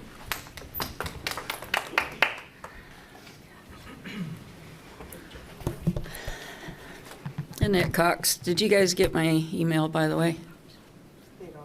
I sent you guys an email to just tell you about a gentleman that was at the Animal Advisory Board the other day. His name was Glenn. He had continuously gone into the animal shelter asking for help. A gentleman was letting his dog run loose next door. Even though he was outside with him, he didn't have it restrained in any manner whatsoever. If you read your ordinance, which 7-48, it says that they're going to have either the dog in a fenced-in area in the house or going to be restrained by a leash. They never went out to tell tell that gentleman he needed to have his dog on his leash, even though a gentleman was complaining about it time and time again. We all know what happened to his dog. We can just think, yeah, those dogs came over, attacked, and killed it. Nothing was done even after that. The gentleman, they never got out. What they had told him was, you need to just stay closer to your dogs while they're, out in the yard running loose. Stay closer to your dogs. So that dog was dead. And here, that other gentleman's still there with his dogs running loose. Glenn is scared to death to get another dog. This has been a while. There's an ordinance, nuisance animal. They didn't even write up a nuisance animal. I mean, they don't know the ordinances over there. I mean, anybody knows that if a dog goes and attacks another dog and causes danger, kills it even, you write it up for a nuisance dog. They get a permit maybe even, but you write it up. He had to go get a lawyer or whatever to go to court. He had to go to court to get the vet piece. They don't know what they're doing. I got open records for how many animals were at the shelter.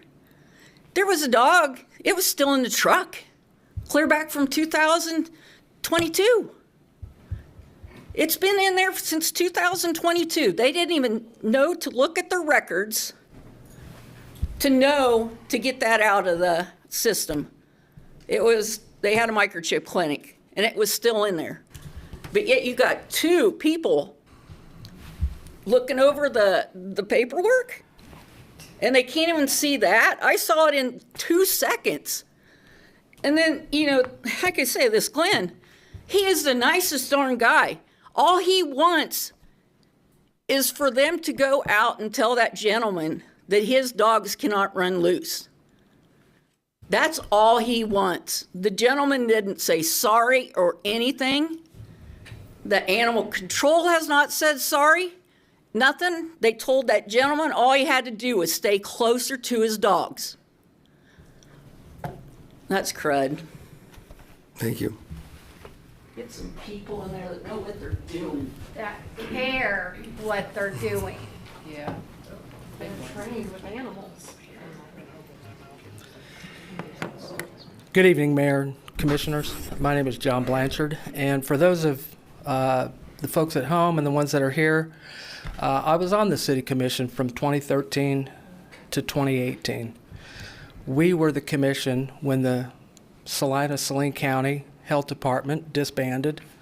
At that time, that's when Salina Animal Services began as an individual entity, and the decision was made to put it under Parks and Rec. It's a mistake. Well, I don't think it was a mistake, but I think we were wrong. And we weren't wrong because we weren't trying, like you guys say, and I believe you, that you're trying to do the right thing. We were trying to do the right thing. We had a binary choice at the time, and our city manager, Jason Gage, came to us and said, I'd like to put this under Parks and Rec because I don't want to put it under Salina PD. We got a lot going on over there. We don't want to do it. So we were concerned at the time because Parks and Rec, we were right in the middle of trying to build a field house, and we knew that was going to divide the Parks and Rec director. And we had just went public-private partnership with the Bicentennial Center because that was another thing on the plate. So there was a concern that this might not be the right fit. And it was a real concern. And I think where we are now is an illustration that we made the best choice we could, but we didn't have the choice of a third option, which would be an outside source like we did with the Bicentennial Center. Now, one thing you got to remember is that Dion Louthan was the Parks and Rec director, and he was an amazing manager. He was probably the best department head I've ever experienced in this town. He now is a city manager of a town of 110,000 people, just east of Reno, Nevada. So Dion was an all-star. And shortly after he started that, he came to Jason. Jason came to us and said, hey, we hired this new young director for the animal shelter. And we're taking a chance on her, and that was Vanessa Cowie. I really like Jeff Hammond. I think he's a good Parks and Rec guy. I think the more we make him split his time, remember, we got the field house too. I would just like to ask you guys to just make a soft pivot, make a paradigm shift, and you don't have to go prairie paws, but I would suggest that you need to do two things for the benefit of the citizens, the Parks and Recs department, and the animals especially. We got to get it out of Parks and Rec. Whether you go with a third party, I think you need to go third party, whether that's prairie paws or not.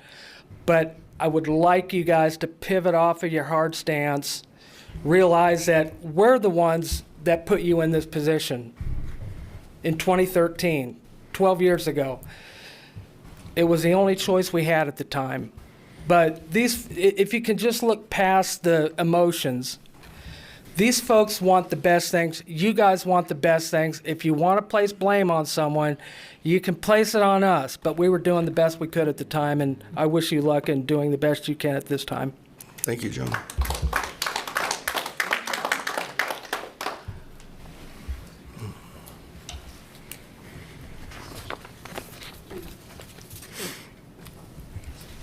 Kim Hill, Salina. Sorry, I thought I heard my name back there. Mayor and commissioners, you've heard a lot tonight from other people besides the regular group that you're used to hearing from. Passions are high. Your passions are high. But at the end of the day, it's the animals. You've heard prairie paws over and over. They have state-of-the-art facilities. But there's also other places. Open up the bid. Open up the bid. There's the Kansas Humane Society. There's Helping Hands Humane Society. There's other places. But open up the bid and look at it. There's a lot of people here that don't normally come to these meetings. Mr. Hammond's got his hands full right now. There's some of us, I will tonight give my full name, date of birth, and my social security number, because that's how you conduct a thorough background check for criminal history. He has to have your social security number. This is something that came up at the Animal Shelter Advisory Board meeting. I will do that tonight, and I will come clean when you need. I will do the laundry. I will take the dogs out to the dog area. There's one dog named Kane that says no walk. I will sit down in front of his kennel and just sit down there and let him bark at me, do whatever, growl at me, so he has some sort of human contact. I will do that on my dime. I am happy to do that.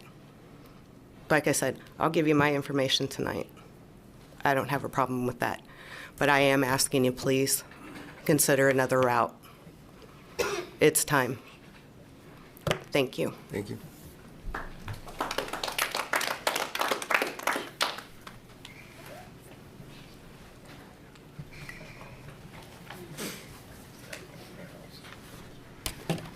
Ben Winholt, Salina. Let me start out with this. Back on April 1st, 311 ran a poll.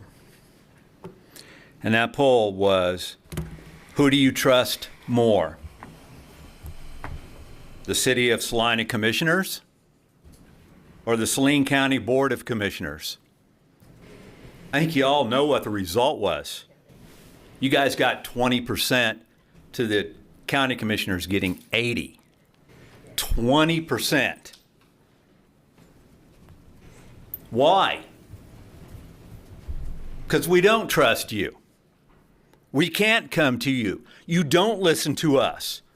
We are the tax-paying citizens.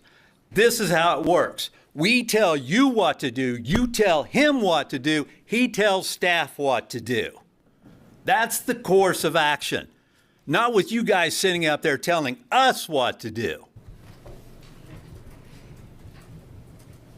And now, 21 minutes before this meeting started, you put it out there that you're going to go into executive session.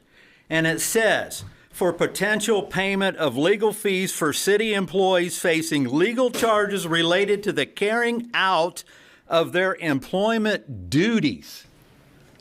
I didn't realize that animal cruelty was an employment duty at the animal shelter. Really? Come on, you guys. Get with it. Now, let's go on a personal note. Mr. Linkowitz, you sit up there and you said, all of us need to be professional. And yet you were stupid enough to get on the record and call me a miserable, miserable person. On the record. Are you a happy guy, Mr. Winholtz? I am very happy. Good for you. I am very happy, especially when I'm talking face to face to you. And you, Mayor Hoppick, you say, nobody comes to my office and discusses any of these things with me. I came to your office. Do you want me to repeat to these ladies how you demeaned me and the names that you called me in your office? I would like to have that discussion, if you would, about what you called me and how that started. If you want to do it in public. I did not call you anything that you called me. I guarantee I will not repeat what you called me to these ladies. You already know. Yeah, because I've told y'all. Yeah. And I'll tell anybody out there that wants to listen. So, with that being said, guys, can you all sit up there and act surprised that 2 individuals were charged with 6 counts of animal cruelty and act surprised that it really was coming when you all knew about it to begin with? It's time for a change. It's time for a change. It's time that Prairie Paws comes in and gets rid of this whole thing. And as far as us paying for the taxpayer citizens paying for the legal fees, what you need to do now is fire these employees. They're no longer city employees. They'll have to get their own, and the taxpayers will save more money.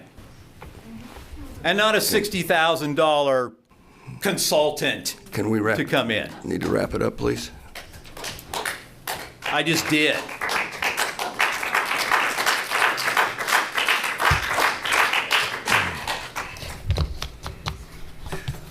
Okay, is there anyone else?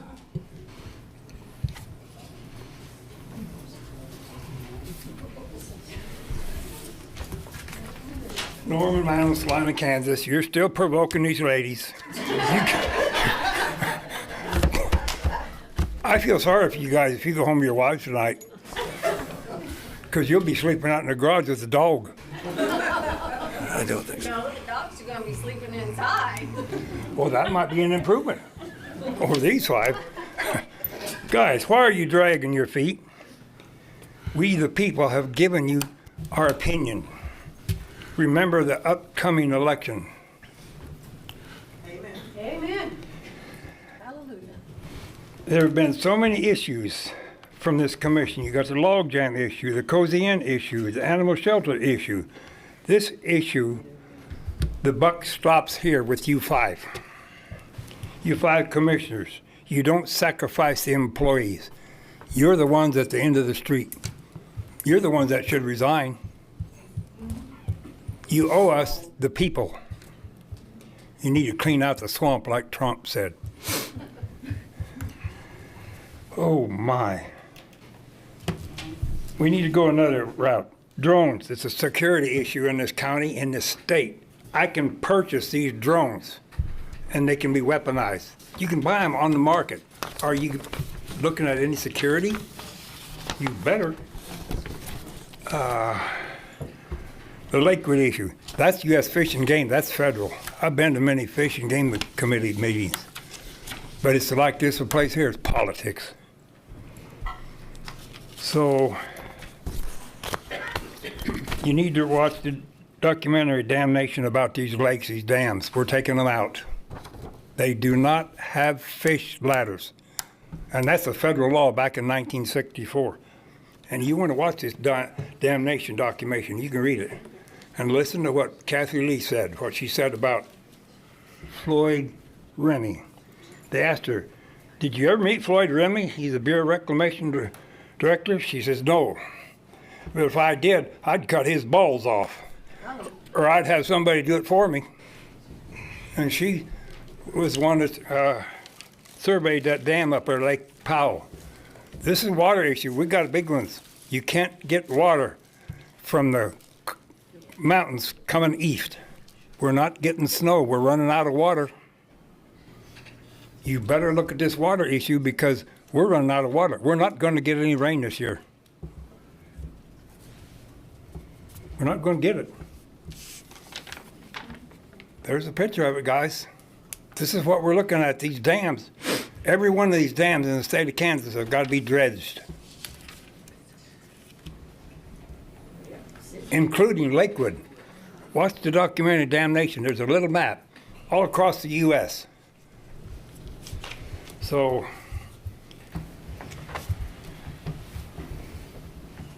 we're misusing the water. You know how much it's going to cost to build a 40-mile pipeline? $2 billion to get water here. That's what we better looking at. We're running out of water. Okay. Thank you, Norm.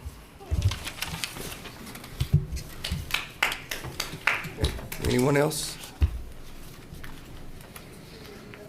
Okay, if not, we will move into, I need a motion to move into executive session, please.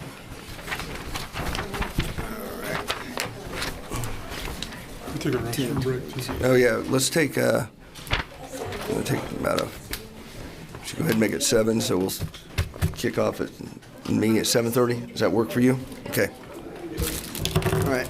I move the city commission recess into executive session for 20 minutes beginning at 7:30 p.m. to discuss the subject of legal considerations related to potential payment of legal fees for city employees facing legal charges related to the carrying out of their employment duties, the justification for which is the need for consultation with an attorney for the public body, which would be deemed privileged in the attorney-client relationship pursuant to KSA 75-4319B2. The open meeting would resume in this room at 7:50 p.m. Second. We have a motion and a second to move the city commission recess into executive session for 20 minutes beginning at 7:30 to discuss the subject of legal considerations related to potential payments of legal fees for city employees facing legal charges related to the carrying out of their employment duties, the justification for which is the need for consultation with an attorney for the public body, which would be deemed privileged in the attorney-client relationship pursuant to KSA 75-4319B2. The open meeting will resume in this room at 7:50. In attendance at the executive session will be myself, city attorney, and then Deputy City Manager Sean Hennessy. Okay, all those in favor signify by saying aye. Aye. Opposed? Aye. Okay, we'll be back here at 7:50.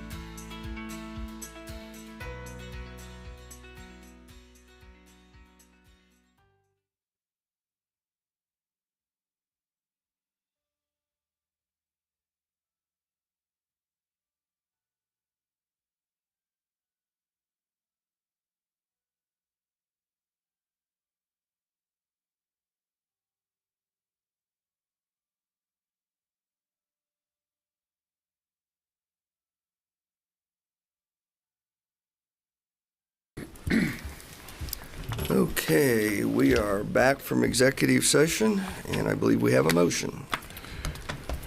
Mayor Hoppick, I move that the city provide funds for legal representation to Monique Hawley and Andrea Murphy to defend criminal charges related to their employment at the city animal shelter based on a finding that the conduct was made during discharge of their official duties, that they acted reasonably and in good faith, and the defense will serve a public benefit in accord with Kansas Attorney General Opinion 92-130, and I direct the city manager to make the necessary arrangements to carry out this motion in an amount not to exceed his budgetary authority. Second. We have a motion and a second on the floor to move that the city provide funds for legal representation to Monique Hawley and Andrea Murphy to defend criminal charges related to their employment at the city animal shelter based on a finding that the conduct was made during discharge of their official duties, that they acted reasonably and in good faith, and the defense will serve a public benefit in accordance with the Kansas Attorney General Opinion 92-130, and I direct the city manager to make the necessary arrangements to carry out this motion in an amount not to exceed his budgetary authority. All those in favor signify by saying aye. Aye. Aye. Those opposed? Was Mr. Rimpon? Just a second. Aye. Aye. Okay. That passes 5-0. With that, I will accept a motion to adjourn. Move to adjourn. Okay, second. Although we will see everyone in 2 weeks.